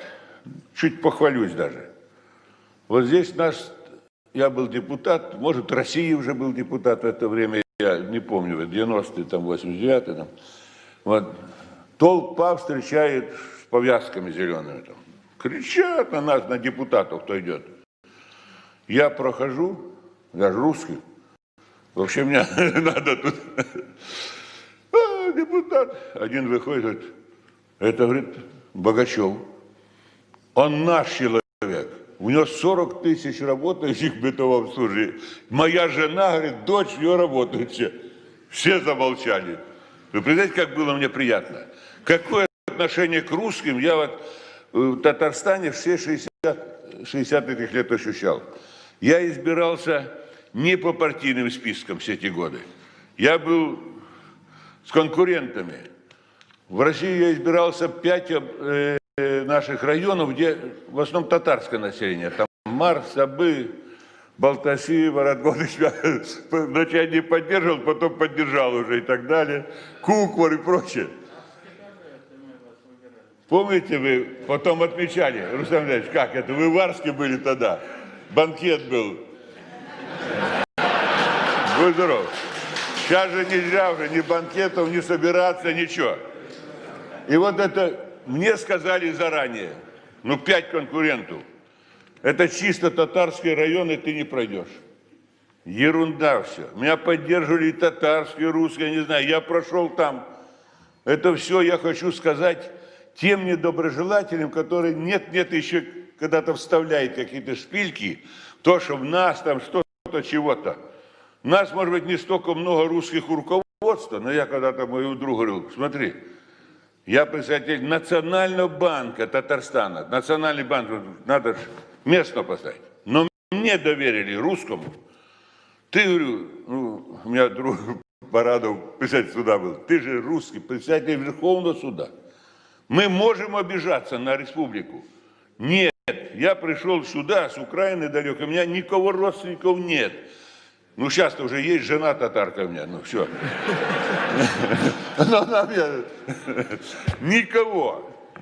Но здесь был всегда простор любой национальности, кто хочет работать и работать нормально. И сейчас ведь такие годы мы с вами прожили те, когда ни зарплаты, ни пенсии, ни другие области по 3, по 4, по полгода задерживали. Во главе вас, я вашу команду водил, мы находили эти деньги. Я не вылазил с самолета, Россию такие наладил с ним отношения, что наличку везли, и у нас не было этих задержек зарплаты. Вы помните? Вовремя было все, даже в эти годы тяжелейшие. Меня Казахстан, вот мы как-то, он был здесь, это Назарбаев, мы в аэропорту ее провожали, Лихачев, он говорит: Евгений, я председатель банка национального, Евгений, помоги мне, у меня банки дохлые, говорит, дай денег немного, ну это же другая республика. Я говорю, ладно, мы обсудим это дело. Вот так. Какая республика, какое сельское хозяйство у нас? Бессменный Марат Готович. Я зачитывался его докладами. Он такие дает доклады, это поэты так не сочиняют. Все у нас вверх. Все. Нет. Я сейчас руковожу клубом баскетбольным. Приезжают иностранцы, но я им рассказываю потенциал Татарстана. У нас и оборонка там есть, у нас Танека, нефть, химия и так далее. У нас сельское хозяйство, мы очень часто обгоняем и Краснодар, и Ростов, и по многим показателям, говорю. Благодаря тому, что здесь сельское хозяйство не может жить, окупать само себя. Только поддержка руководства, только бюджетная поддержка, только внимание и такие кадры, как вот Марат Готович. Спасибо вам за наше сотрудничество. Мы с вами сотрудничаем в трудные времена, кредиты, там это, другое. А какой у нас майский комбинат прекрасный. До сих пор. Я поддерживаю их даже, до сих пор. Спасибо, Евгений Валерьевич. Нет, прекрасный. У нас... Я хвалю овощи, то узбекские, там это азербайджанские, там и так далее. Наши, я считаю, никакой не трату, самые лучшие. Вот я скажу, что создано много, и все перечислено было в докладе. Я участие в этом принимал свое. В меру сил старался всегда быть в вашей команде. Сейчас, Рустам Нуриевич, мы создали с вами, с Митимир Шевчем, сильнейшую банковскую систему, которая сейчас, ну ладно, не буду я критиковать, некорректно мне. Хотя значок у меня здесь, вот здесь один значок. Команда баскетбол. Да, у меня значок есть отличник Банка России, самая высокая награда. Но я радовался и позвонил Митимиру Шевчевичу, говорю, в те грустные времена, что Россия просит в Америке кредит 500 миллионов долларов. Не миллиарды, тогда была нищета. Банки наши сегодня дали кредитные ресурсы миллиард долларов. Мы достигли, давным-давно было. Мы достигли, но мы молчали это. У нас 25 самостоятельных банков было. Молчали, чтобы никто не просил нас. Я не буду говорить, я скажу одно. Есть такая, ну, притча, анекдот, притча, например. Может быть, вы знаете, какая разница между украинцем и хохлом? Вот. Хохол, украинцев называют хохлами. О! Украинец живет на Украине, а хохол где лучше. Вот я хохол, спасибо вам огромное за мою поддержку меня. Спасибо. Спасибо за награду. Спасибо я большое. Не ожидал. Очень приятно. Спасибо.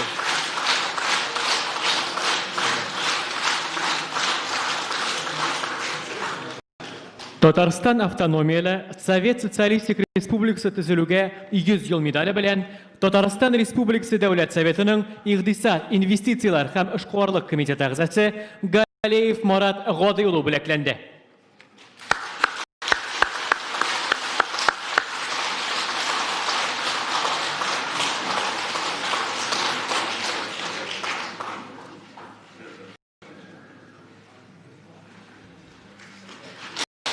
Бүләкләр тапшырылды.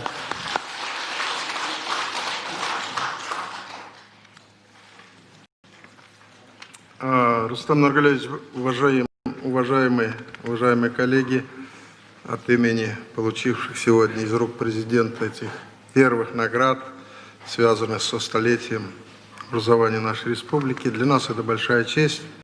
Спасибо за оценку депутатскую, спасибо за награды. И будьте уверены, этот парламент, наш Госсовет, готов любые стратегические задачи на перспективу и сегодня решать совместно с ветвями органами власти и с нашим президентом. Спасибо вам большое. Коллеги, мы завершаем обсуждение, выступление. Поблагодарю выступающих. У вас на руках подготовленный проект постановления. Я уверен, вы с ним познакомились, тщательно работали с ним все наши институты. Позвольте поставить на голосование подготовленный проект постановления о столетии со дня подписания декрета об автономной Татарской Социалистической Советской Республике. Кто за, прошу проголосовать.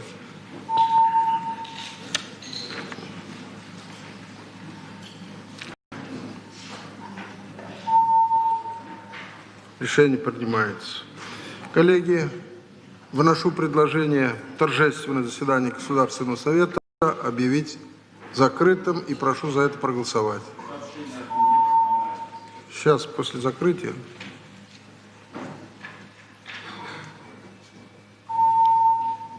Решение принимается. Торжественное заседание Государственного Совета, посвященное декрету и столетию образования ТССР, объявляется закрытым.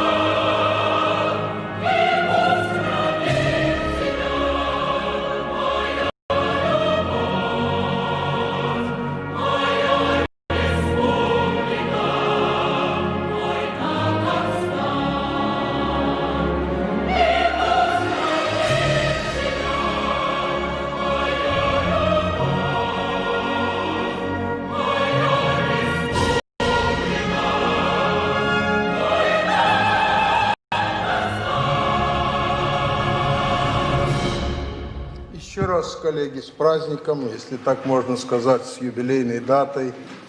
Историческое заседание Государственного Совета. Мы все с вами счастливые люди, что сегодня отмечаем эту дату, вспоминаем тех, кто внес свой вклад в развитие республики и, конечно, нацелены на большую дальнейшую созидательную работу. Я сейчас попрошу коллег, депутатов и участников заседания обязательно посмотреть подготовленную выставку в фойе второго этажа. Там исторические вещи есть, памятные вещи. Можно сфотографироваться на память в день столетия образования ТАССР. Это будет очень памятное. Хамаев Азат Киямович, есть объявление? Здравствуйте, уважаемые телезрители. Hürmetli tomoshachilar, tag'in bir martaba sizga xayrli kun.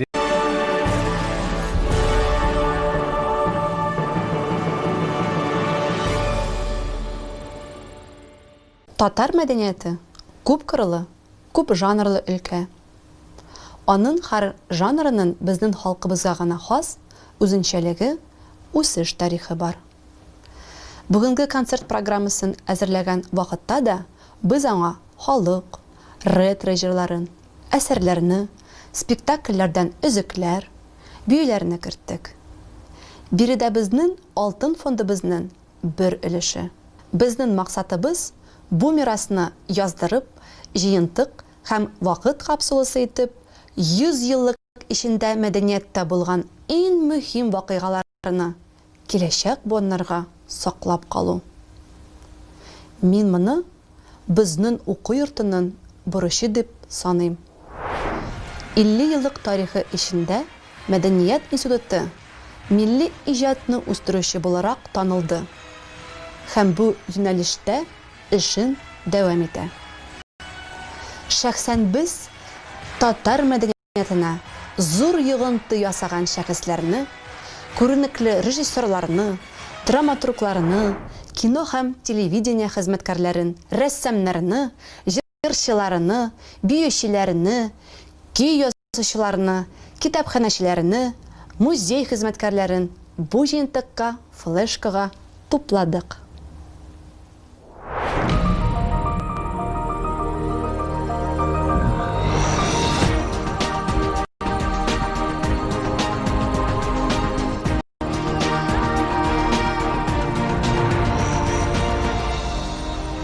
Мәдәният буыннар чылбыры.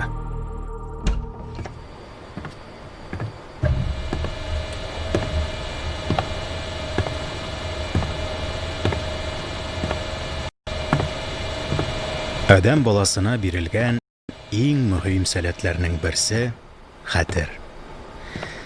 Хәтер безгә вакыт барышын тоярга, үткәннәрдән гыйбрәт алырга, киләчәккә өмет белән карарга мөмкинлек бирә. Һәр бер чор халкының иң изге бурычы алдагы буыннар тәҗрибәсен, иҗатын, мәдәниятын саклау һәм киләчәк буыннарга үрнәк итеп тапшыру. Моннан 100 ел элек автономияле татар социалистик совет республикасы оештырылу турындагы декретка кул куелгач, ул чорның зыялылары алдына да нәкъ шул сораулар килеп баса. Татар мәдәнияты нинди үсеш юлыннан китәргә тиеш? Яңа шартларда алдагы буыннар мирасын ничек югалтмаска? Автономия белән бергә 20нче еллардан ук мәдәният өлкәсендә яңа мөмкинлекләр дә ачыла.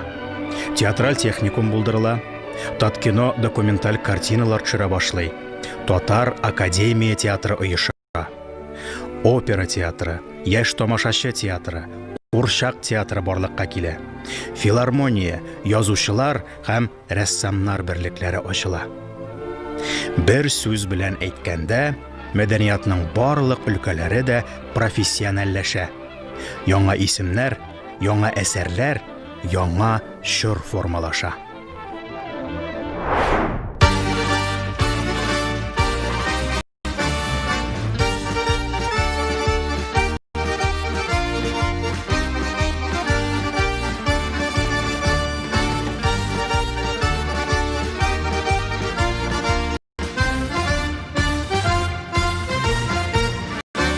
Biz kabızgan utlar sünmez alar, sünmez alar hater şillerde.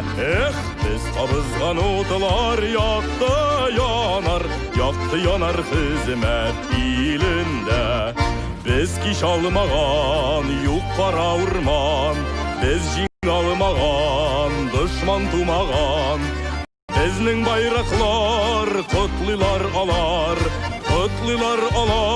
hizmet beyremin. Iş üstünde gürlep üssemiz, asırlarını yılda ütemiz.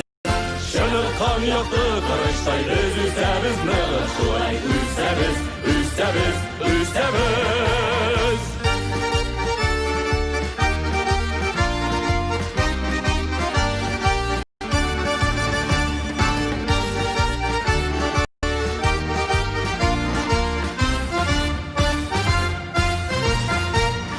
Biz kabızgan utlar sünmez alar hater şillerde.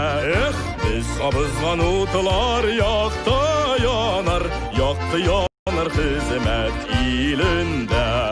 Bizning bokşalar şeşek atalar il kurki işin. Bizning tilekler utta yanalar zur emel işin. İş üstünde gürlep üssemiz, asırlarını yılda ütemiz. Şınık kan yaktı kırıştay biz üssemiz, nığır şulay üssemiz.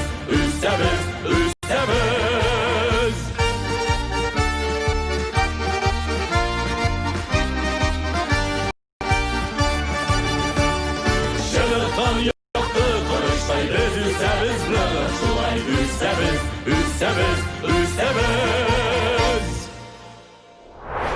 Вакыт капсуласы ул бик кызыклы проект, иштелеге ягыннан да исеме дә бик кызыклы, тылсымлы исем дип әйтер идем, чөнки әлеге проектның менә хәзергесе вакытта безнең тирәдә баруы бер төрле фикер тудыра. Син аңлый башлыйсың, менә хәзерге синең хатирәләрең хәзерге көн барысы да яздырылачак һәм хроника булып киләчәк буыннарга тапшырылачак.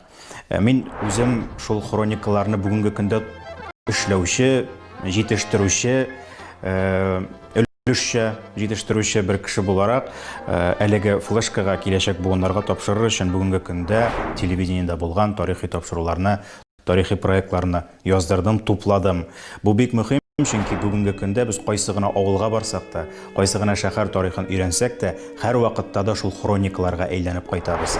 Һәм бүгенге көндә без төшергән кадрлар, алар киләчәк буыннарга да нәкъ шундый кадерле хроника булсын иде дигән теләктә калабыз. Бу бик мөһим әйбер, чөнки ТССР башланганнан бирле бездә үзебезнең кинохроника студиясы булуын мин бик зур бәхет дип саныйм. Киләчәктә дә менә шушы материаллар югалмасын иде, киштәләрдән бер кая да китмәсен иде.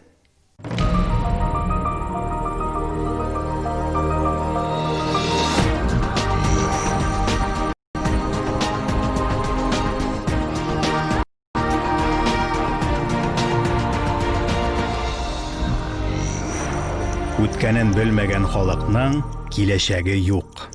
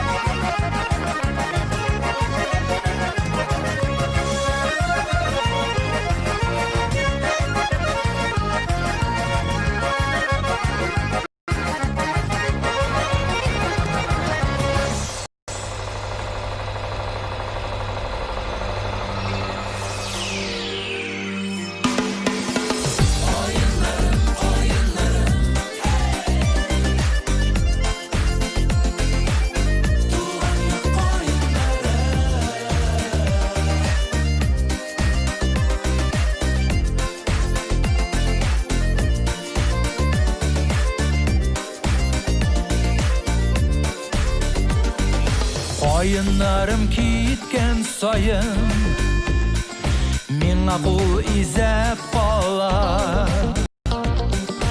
Avulımның tire yağın Oyunlar bizep alar Oyunlarım kitken sayın Mаңайып қарап қалар Қайғыларны, хәсретлеріні Қайынар ұрлап қалар Шуңа мекен қайынларының Яралары қап-қара Қайынларым елап қалар Қайынларым елап қалар Қайынларым елап қайғылар ерап қалар Қайынларым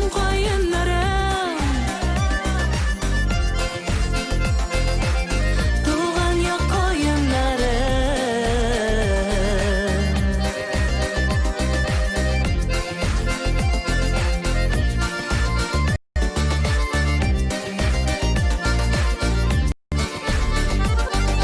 Қайынларым минем яққа Маңайып қарап қалар Мұңайып қарап қалса да Қайынар апақ қалар Шуңа мекен қайынларының Яралары қап-қара Қайынларым елап қалар Қайынларым елап қалар Қайынларым елап қайғылар ерап қалар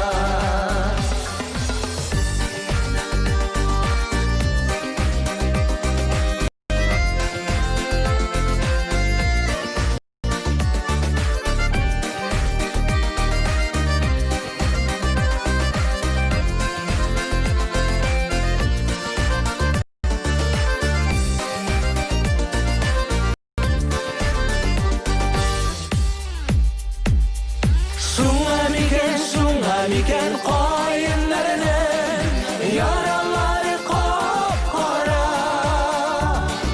Қайынларым елап қалар Қайынларым елап қалар Қайынларым елап қайғылар ерап қалар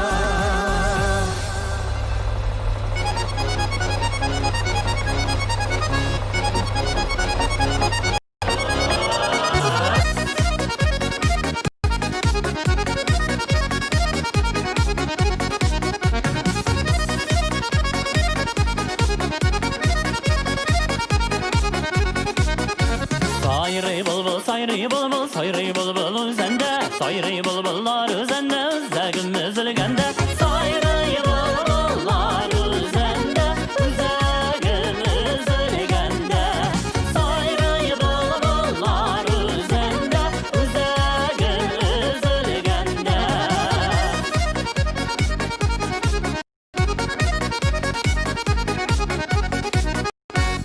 Su boyuna düşken inim yaprak yarratal direk Yana desem yalqını yok yalqınsız yana yürek Yana desem yalqını yok Yalqınsız yana yürek Yana desem yalqını yok Yalqınsız yana yürek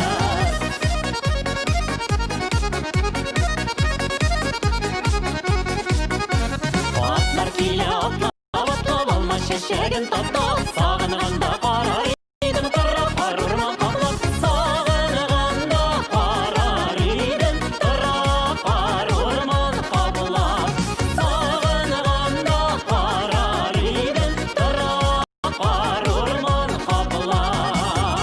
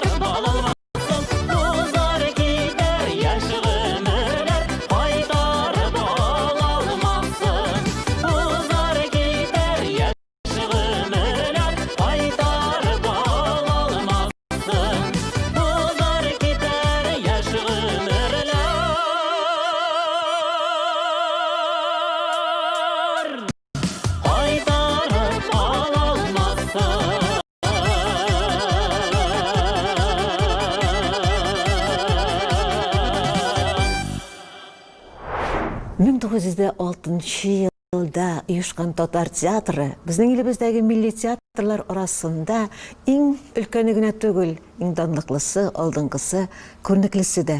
Һәм театрның шишмә башында торган көрнекле шәхесләрнең исемнәрен киләчәк буын өчен мин менә шушы җыентыкка тупладым. Тарихка күз салсак, рус театрынан айырмалы буларак, Татар театрын император указы нигезендә түгел, бары яшьләр, халык арасыннан үсеп чыккан талантлы, зиялы яшьләр төзегән. Татарның үз театры булырга тиеш дип ялкынланып, хыялланып, бик күп каршылыкларны җиңгән бу яшь егетләрне, кыю, ялкынлы яшь егетләрне ничек инде баш имешә искә аласың? Әйе, яшь егетләр. Чөнки татар драматургиясенә нигез салган олуг драматург, татарның Островские, Галиәскәр Камал үзенең атаклы бәхетсез егет драмасын язганда нибары 19 яшьтә булган. Аннан соң инде гасыр буе аның әсәрләре татар театр сәхнәсеннән төшми уйналып килә. Ильяс Кудашев, Ашказарский, яшь, бик күп кырлы, талантлы мөгаллим үз тирәсендә яшь талантлы егетләрне җыеп, спектакль оештырып, ил буйлап гастрольгә чыгып китә. Шулай итеп сәйяр труппасы оеша. Бу театрны үстерүче, үзе җитәкче, үзе актер, үзе режиссер, исән чагында ук татар театрының атасы дип йөртелгән Габдулла Кариев та беренче адымнарын театр дөньясына 20 яшьтә башлаган. Сәхип Җамал Гыйсатуллина Волжская. Татарда гына түгел, бөтен мөселман дөньясында сәхнәгә чыгарга җөрьәт иткән кыю талантлы кыз, соңыннан үзедән нур дигән театр труппасы оештыра. Кәрим Тинчурин да үзенең олы иҗатын сәйяр труппасында суфлер булып башлаган. Ул сәнгать җитәкчесе дә, күренекле драматург да, актер да, режиссер да, педагог да, театр белгече дә. Соңрак дахи музыкант булачак композитор Салих Сәйдәшев белән алар татар театрында музыкаль драма дигән яңа жанр тудыралар. Зәңгәр шәл, сүнгән йолдызлар, Казан сөлгесе кебек музыкаль әсәрләрне халкыбыз бүген дә бик яратып карый. Менә шулай үзләренең махсус театр белемнәре дә булмаган шушы яшьләр безнең театрыбызны югары профессиональ дәрәҗәгә, академия исеме алырлык дәрәҗәгә җиткерәләр. Һәм мин яшь буынга тагын 100 елдан соң да театрыбызда уйнаячак артистларга шуны җиткерәсем килә. Галиәскәр Камалның инде васыять кебек яңгыраган теләге белән татар театры милли үз аңлы, халыкчан булсын, аңа язучылар да, анда уйнаучылар да күбәйсен, камилләшсен.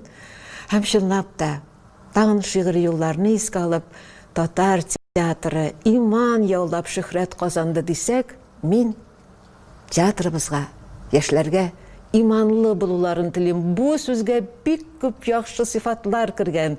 Һәм татар театрын алар бөтен дөньяга танытсыннар иде.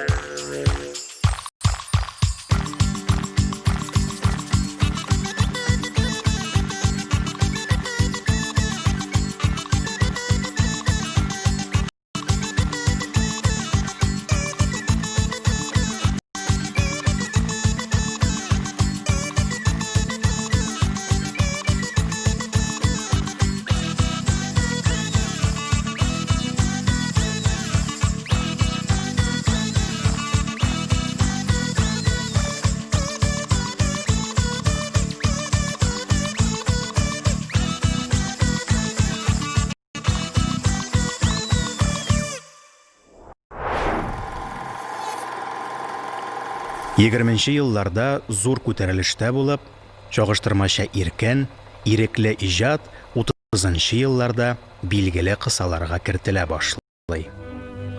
Бер яктан профессиональ татар музыкасы, татар театры, операсы үсеше өчен барлык оешмаларда бар.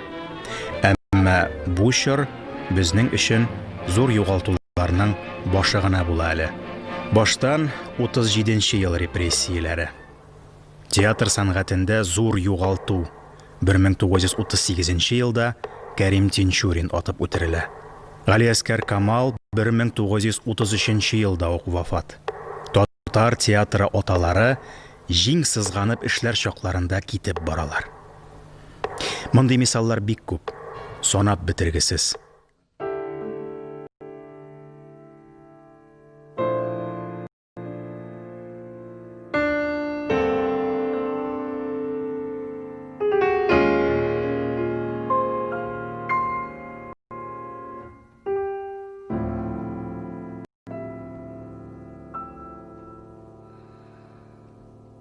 Сен өлгенше мені сағынырсың, көз алдыңнан кетмем ғұмырға. Менің сүю яқты хатыр болып,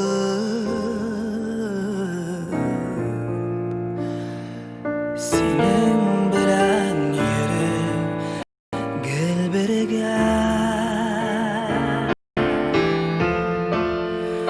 Минем сүю яқты хатыр болып,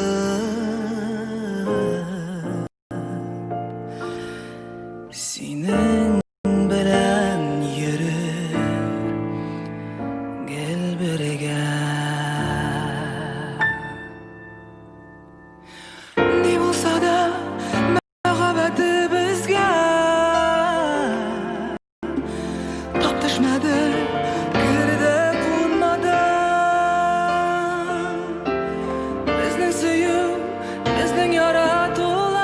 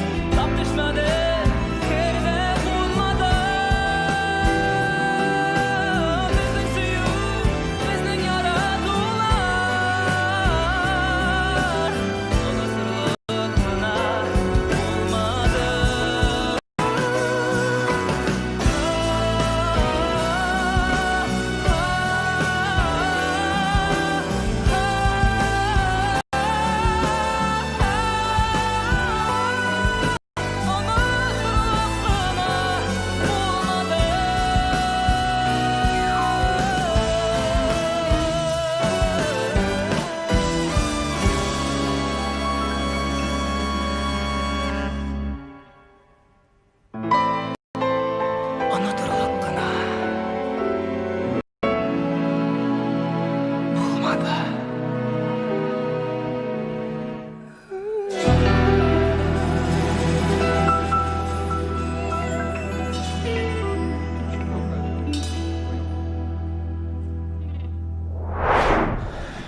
Менің бірінші ишетуім татар әсерлерін,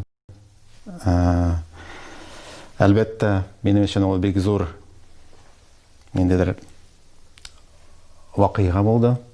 Чөнки мин аны менә шундай бәләкәй генә приемник аркылы, ВФ приемник аркылы ишетеп алдым. Һәм шушы приемник аша нинди генә җырларны мин ишетмәдем Илһам Шакировның, Әлфия Авзалованың. Өзебезнең бик шәхес композиторларыбызның әсәрләрен шунда ук ишеттем мин. Нәҗип Җиһановның, Александр Ключерев, Рөстәм Яхиннарныкы. Һәм дә әйтеп китәсе килә, менә Нәҗип Җиһановның беренче ишетүем мин шушы приемник аша, әлбәттә, минең йөрәгемә кереп сеңеп калды әсәрләре. Мин аның белән таныш булып киттем шушы вакытта. Һәм дә ул миңа шундый якын булып калды. Мин шуннан бирле музыка белемнәрен алып, училищеларны бетереп, консерваторияларны бетереп, менә бүгенге көндә үземнең иҗатымны эшләп барам. Сезгә, хөрмәтле дусларым, менә безнең мирасыбызны, яраткан әсәрләребезне үземнең иҗатымны шушында ук тупладым. Һәм дә сезгә, кадерле буыннарым, киләчәктәге буыннарым, тапшырамын. Саклагыз, яратыгыз, үстерегез, ныгайтыгыз. Һәм дә сез булсагыз бездә, без яшибез.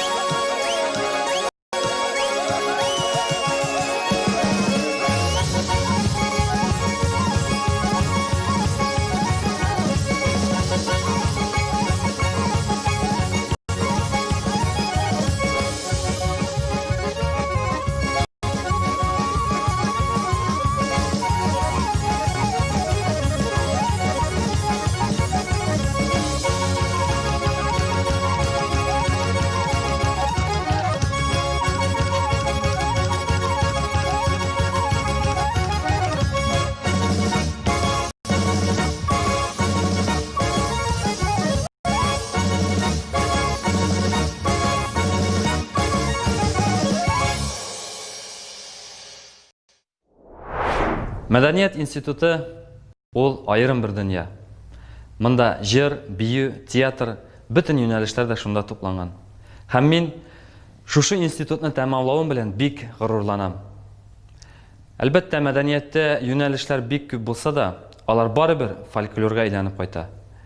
Һәм мин шушы вакыт капсуласына фольклор, халык авыз иҗатын Александр Ключеревның хезмәтләрен тупладым. Ни өчен Александр Ключерев? Чөнки ул экспедицияларга чыгып, халык җырларын яздырып безгә таныткан кеше. Фольклорны сакласак кына, biz зур милләт, татар халкы булып яшәй алачакбыз.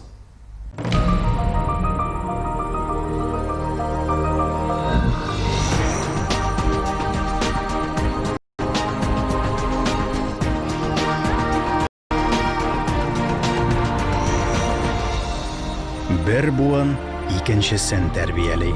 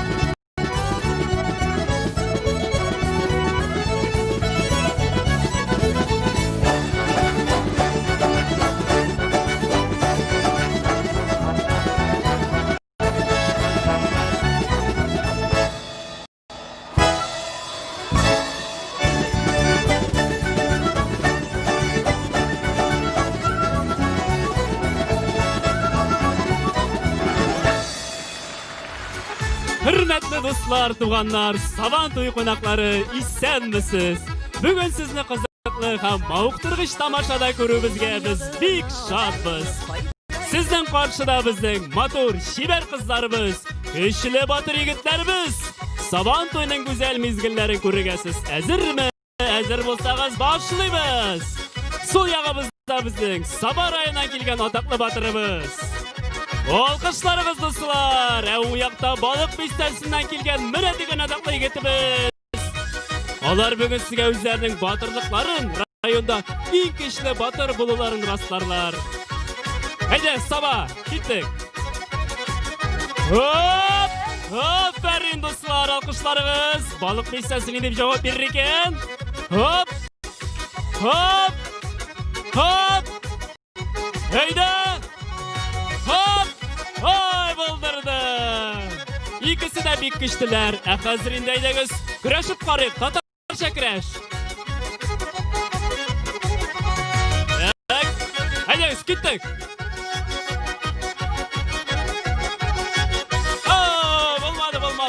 Olmadı. Bu türde de jingişini bilgili almadık. Hazırında eydegiz.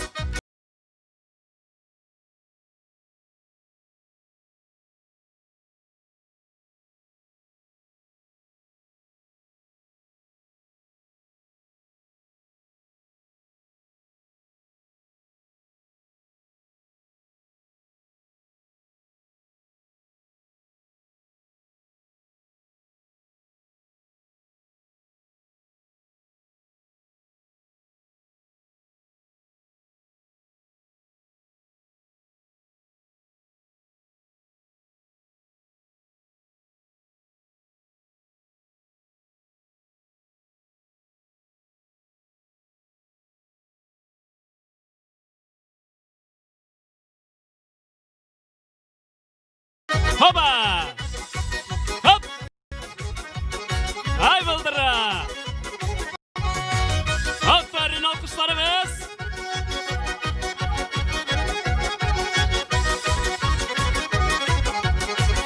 Hop! Hoba! Hop!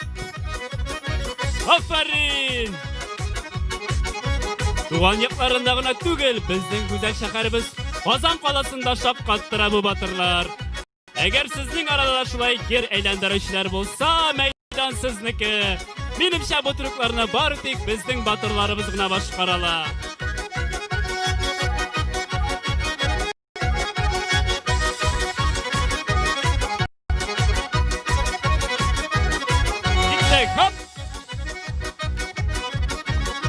İşbirliği batırlarımız alkışlarımız bilen dostlar.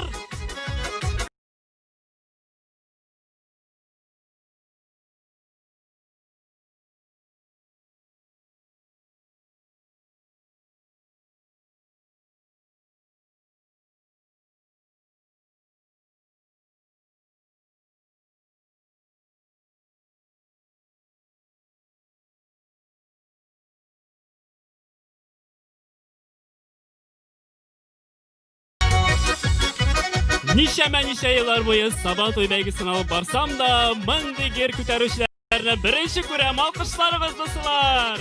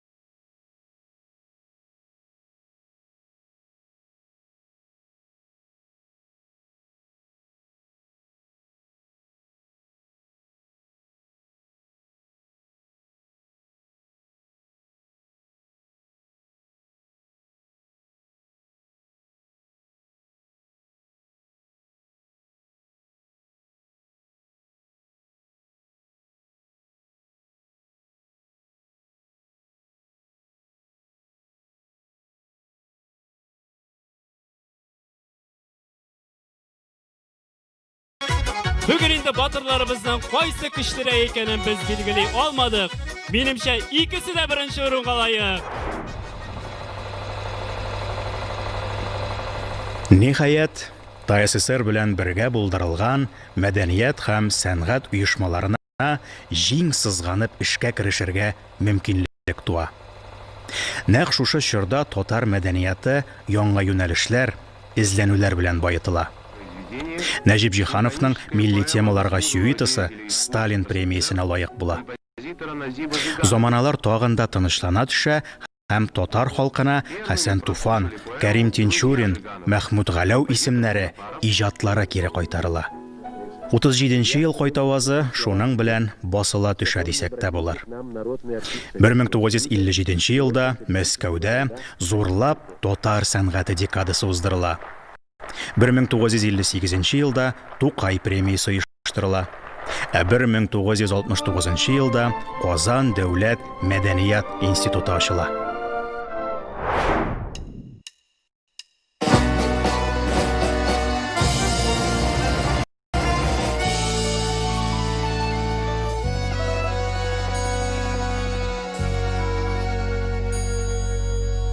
Жырға өлмен бітмәс күш алам туған елімнен. Мені сән мен өлмен бітмәс күш алам туған елімнен.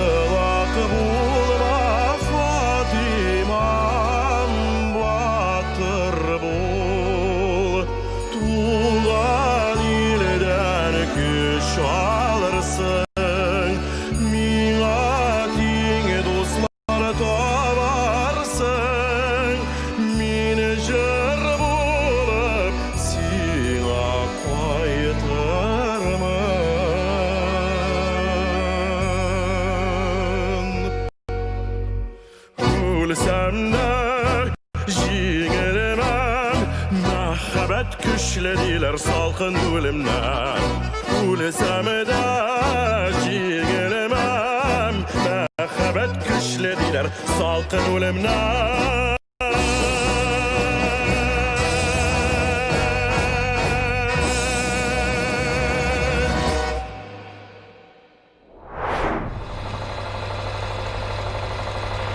Театральной педагогикой я занимаюсь уже более 30 лет. Я выпустил 6 курсов актерского мастерства, 1 курс в Институте культуры, заочники-режиссеры. 2,5 года тому назад по инициативе ректора Института культуры Раисы Киямовича Беляева при поддержке руководителей нашей республики в институте был открыт экспериментальный курс актерско-режиссерский для профессиональных театров. Раис Киямович Беляев уговорил меня руководить этим курсом. Сегодня мы уже имеем 3 курса. Вот первый набор сегодня сдавал зимнюю сессию. То есть они уже 2,5 года обучаются. Курс небольшой, 11 человек. Но есть своеобразие. Но вот я считал, основной недостаток подготовки актеров и режиссеров это и у нас в училище, и особенно в столичных вузах, это отрыв от театра, то есть от практики. Вот ведь обучаешь режиссера, артиста, ну вот, предположим, пловца обучать в бассейне без настоящей воды. Ну, можно ему все стили показывать, засекать время, но воду не наливать, он будет все делать. Но когда он войдет в настоящую воду, он утонет, потому что у него нет навыков. Вот так же, я считаю, обучение театральному искусству в отрыве от театра.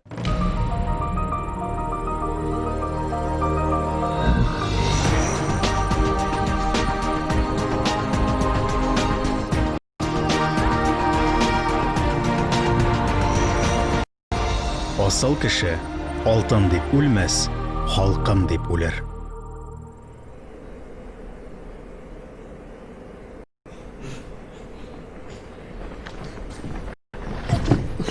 Siz mindan külmәгез идеме? Кülмәгез мөмкин булса җавап кына бирегез. Җавап? Әйе, орышыгыз, сугыгыз, теләсә нишләтегез, тик җавап кына бирегез. Мин менә шуннан соң бәлки җырлый алмам бит. Сәрвәр туташ.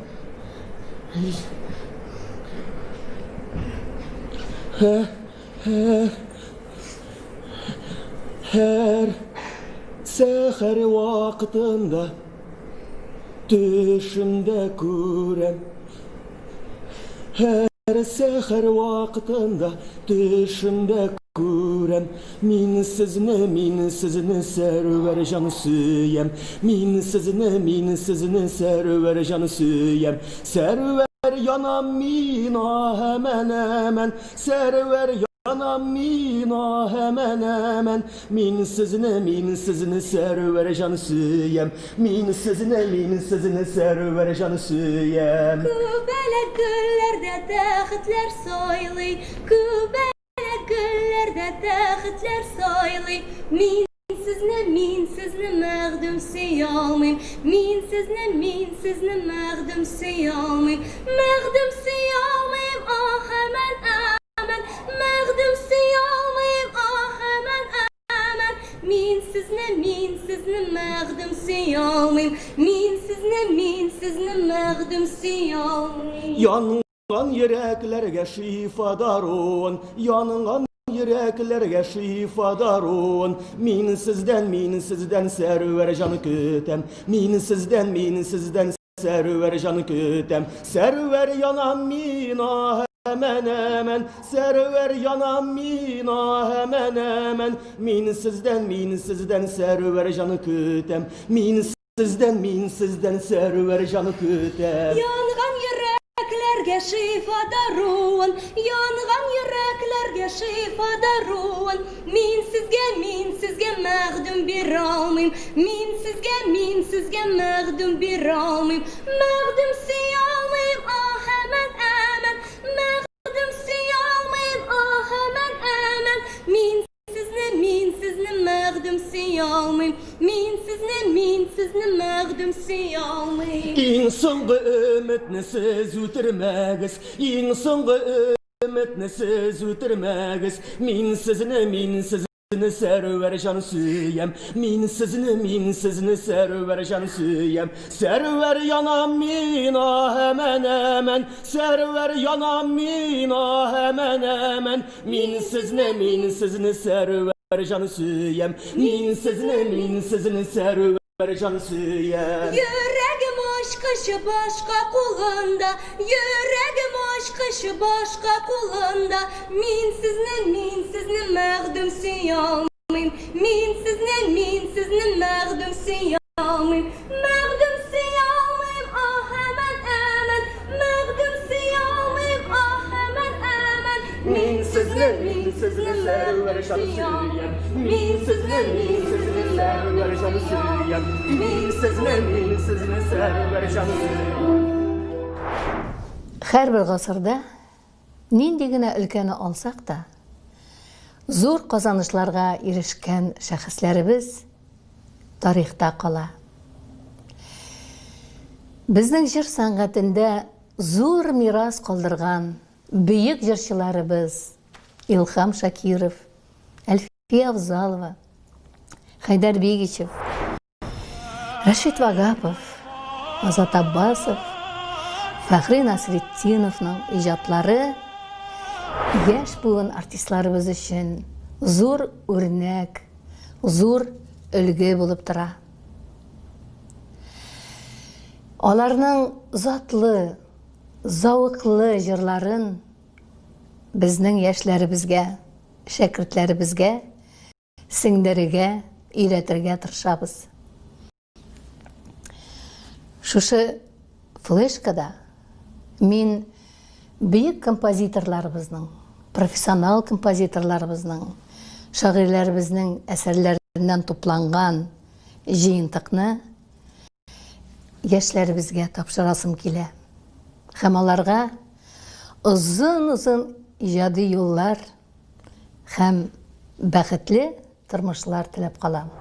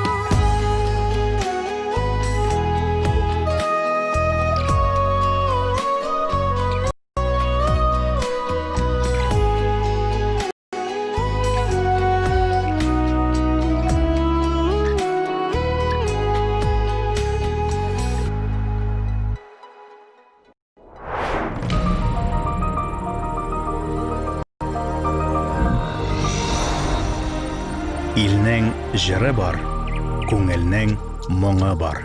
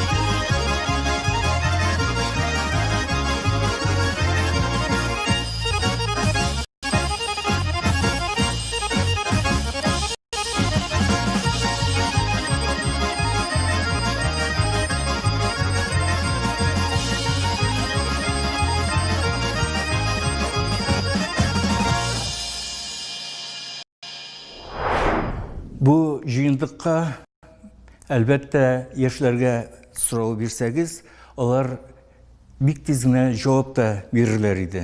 Минем өчен бераз ул катлаулы, ләкин шулай да мин аларны әйтеп уза алам. Чөнки үземнең яшәеш вакытымда менә инде 47 ел шушы институтта укыту дәврендә зур шәхесләр белән очрашырга туры килде. Ләкин шулай да мин бер зыялы кешеләрне, шушы җыйынтыкка керәсе кешеләрне әйтеп китәсем килә. Ул беренчесе Хади Такташ. Узган гасырның 20-нчы елларында дөрләтеп, даулап яшәгән, шаулап яшәгән шагыйрь. Икенчесе инде Аяз Гыйлаҗев.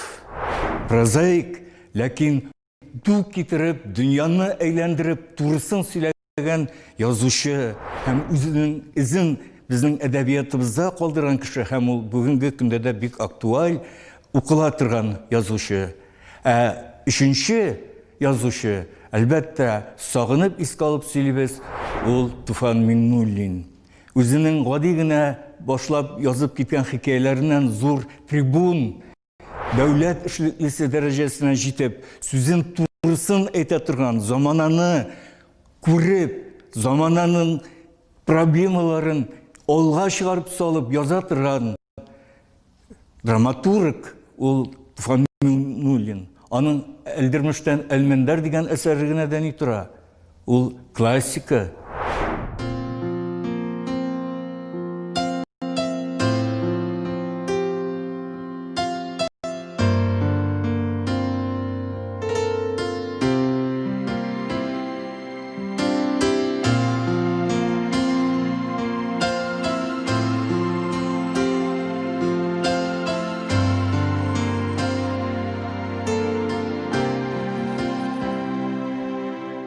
Инген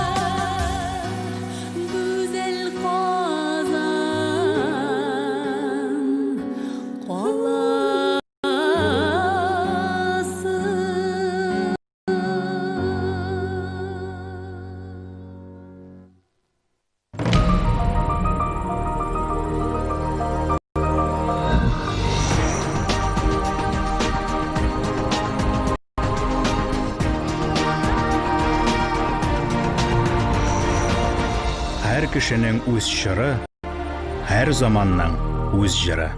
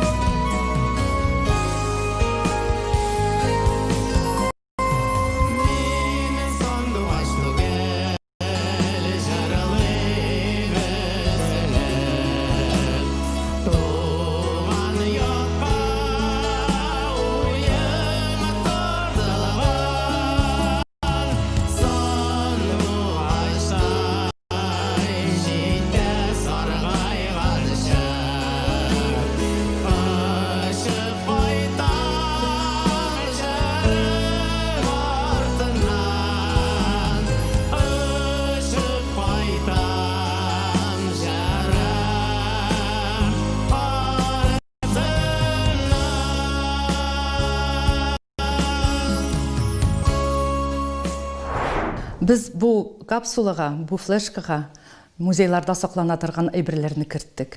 Әлбәтте, әйбірлеріміз көп.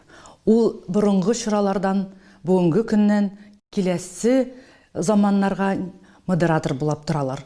Әр бір әйбір өзінің тарихын алып бара, өзінің фикірін, әр бір әйбіріні кіші ясаған. Әлбәтте, киләсе буыннарда бу әйберләр бәлки кирәк тә булмас. Әмма ләкин шушы әйбер аша безнең заман турында мәгълүмат сез ала аласыз һәм куллана аласыз ул мәгълүмат белән. Әлбәттә, музейларыбыз бик бай, әйберләр күп саклана. Һәрберсен сакларга кирәк. Чөнки алар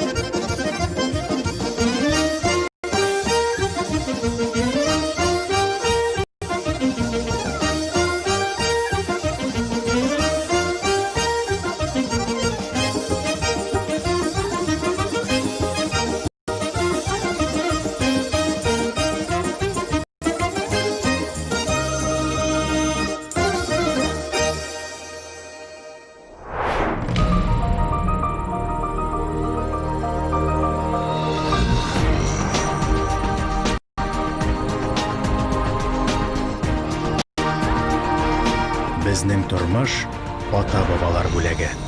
Аларны онытмау безнең бурычыбыз да, рәхмәтебез дә.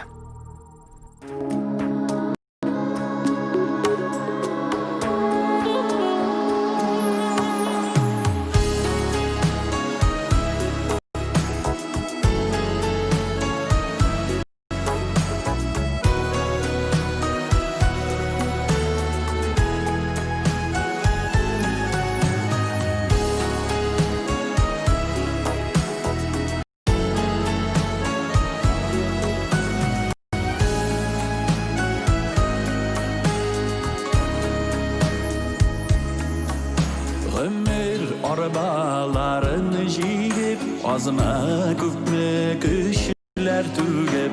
Yaşiməli bu dünyada, kaygı sağış küp bulsa da.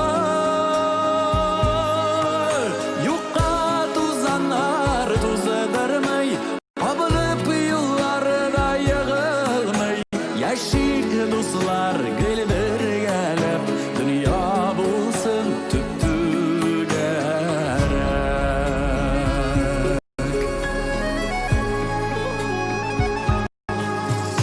Жылы яңыр ялып өтсін, қайғы сағыш тәмәм бітсін. Өмір итті бикні қызық, сезілмешке кейде ұзып. Юққа тузанар туздырмай, абынып yıllarda yığılмай. Яшик достар гел-бер gelip, dünya bulsun tüptügere. яшик дуслар гел бергәләп дөнья булсын түгәрәк.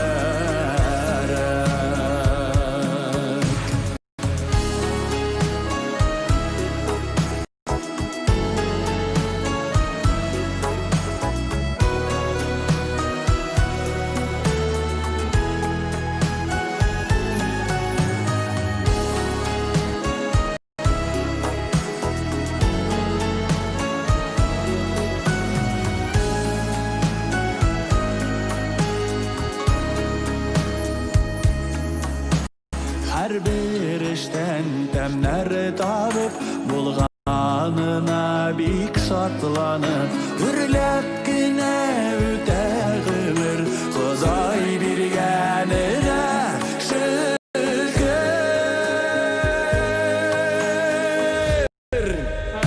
Юкка тузанар туздырмый, абынып елларда егылмый, яшик дуслар гел бергәләп дөнья булсын түгәрәк. Юкка тузанар туздырмый, абынып елларда егылмый, яшик дуслар гел бергәләп дөнья булсын түгәрәк. Яшик дуслар гел бергәләп дөнья булсын түгәрәк. Дөнья булсын түгәрәк.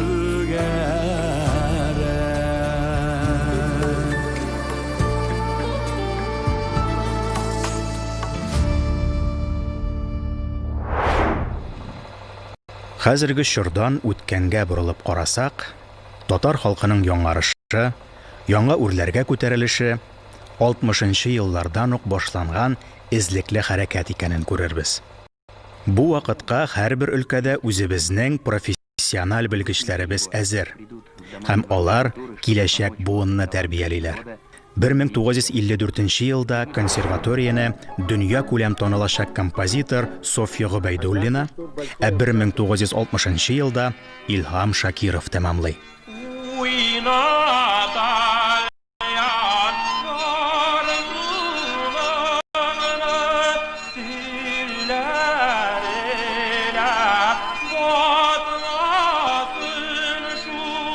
Алтмышынчы еллар ахырында Кама буенда зур тарихи төзелешләр башланып китә.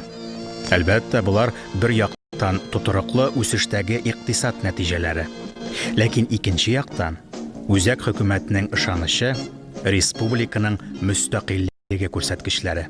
Бу шартларда мәдәният һәм сәнгать өлкәсе дә җанлана төшә. Казан мәдәният үзәге буларак таныла. 1982 елда биредә Федор Шаляпин исемендәге опера фестивале, 87 елда хәзер Рудольф Нуриев исемен йөртүче классик балет фестивале эшли башлый. Мәркәзебез Казан халыкара мәйданга чыгарга әзерләнә.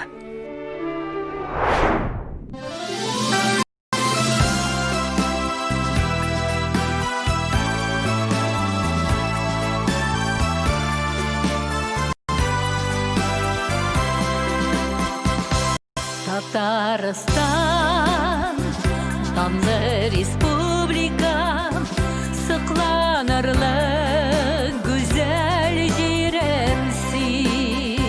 Сыйдыргансың ничә милләт халкын, киң күңелле тату илемси. Сыйдыргансың ничә милләт халкын,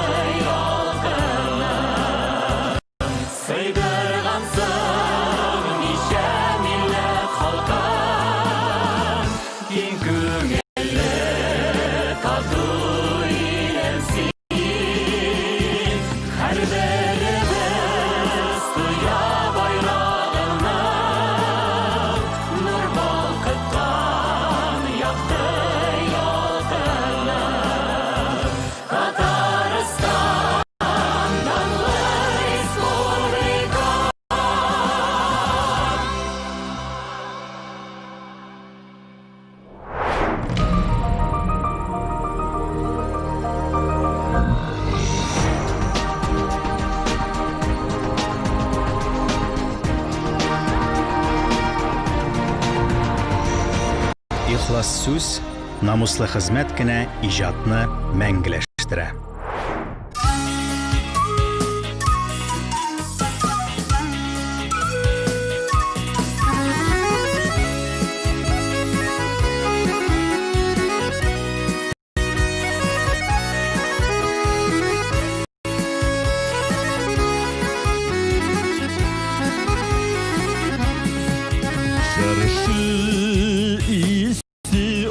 Ko'kda quyosh balqi kakuk sanıy g'umir yılların soranlanma kakuk urtamesin beruk jırlanmagan eli minem jırlarım soranlanma kakuk urtamesin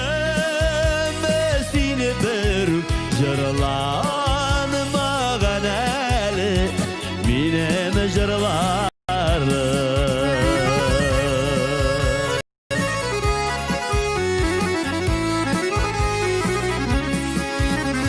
Elden indi uyular canlarını kıynar Bigerek yaman soğuşul mınarın Saran şu sanların bayıgılı mınarın Sağışlı mı elle senin canların Saran şu sanların bayıgılı mınarın Sağışlı mı elle senin canların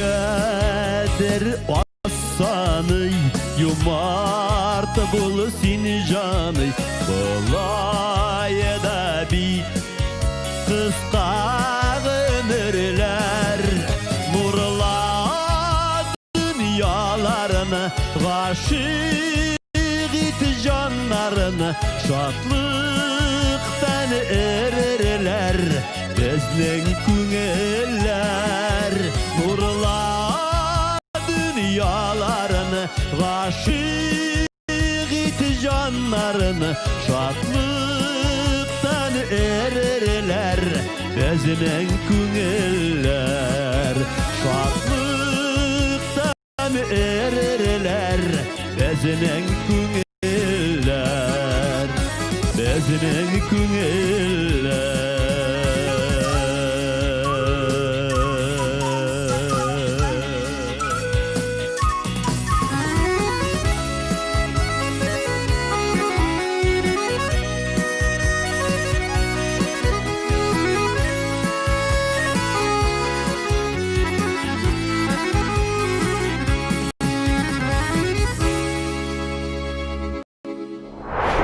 Bu Vaqt kapsulası proyekti bik mühim нәрсе.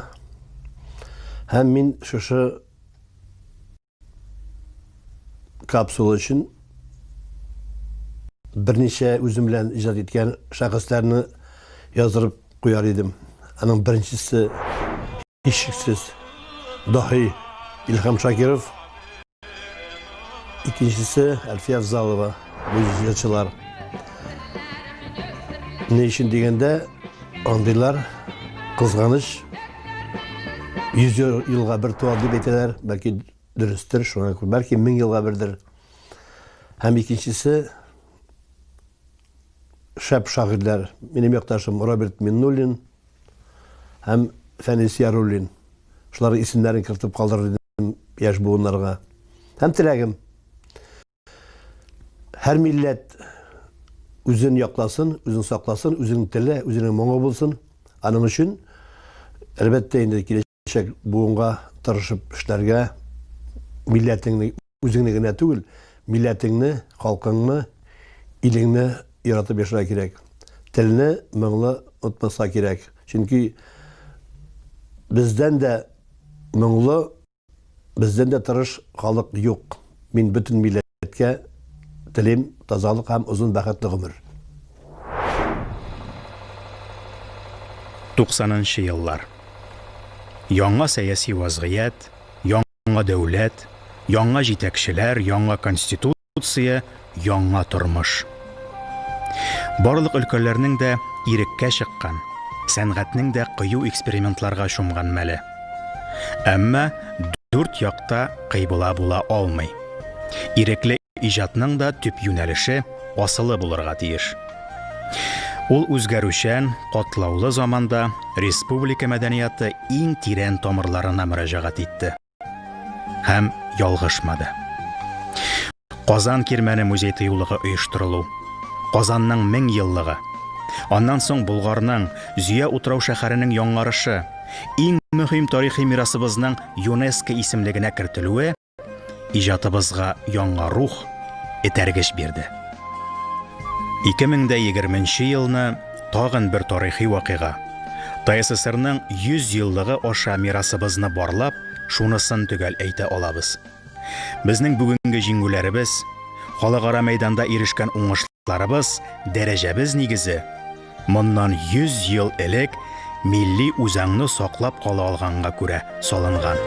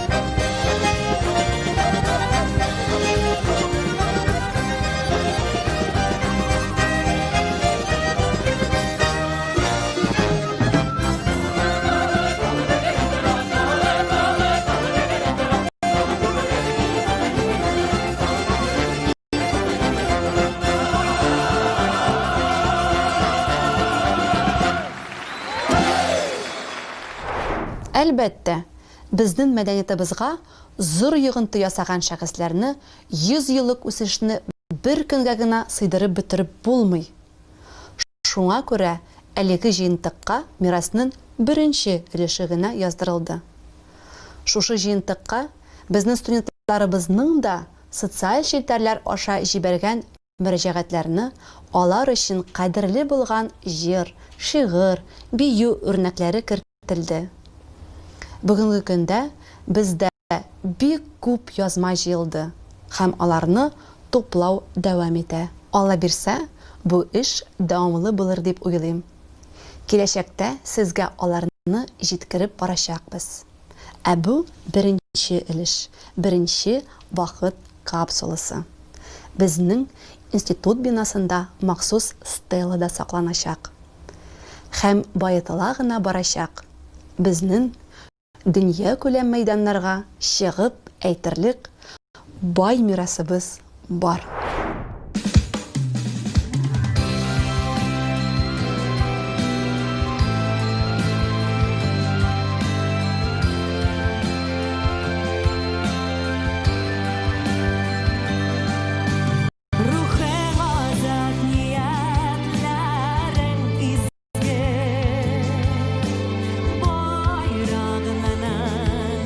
Başı yukarı, barış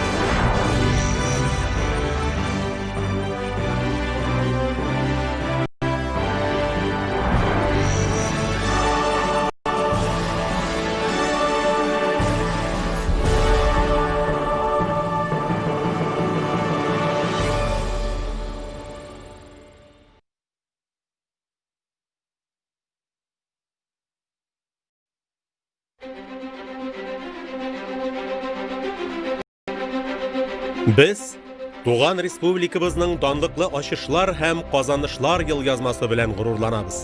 Ата-бабаларыбызның мәртәбәле җиңүләренә дә лаеклы булырга тиешбез. Үсеп килүче буынны кайгыртабыз. Туган җирендә инде ничә гасырлар буе тынычлык, дуслык, татулыкта гомер итүче халыкларның гореф-гадәтләрен хөрмәт итәбез. Татарстанлылар һәм кадерле якташлар, без шатлыкта да, борчулы көннәрдә дә сезнең белән бергә. Татарстан Яңа гасыр телерадио компаниясе сине 100 еллык беренче юбилеең белән тәбрикләүенә бик шат, газиз Татарстаныбыз.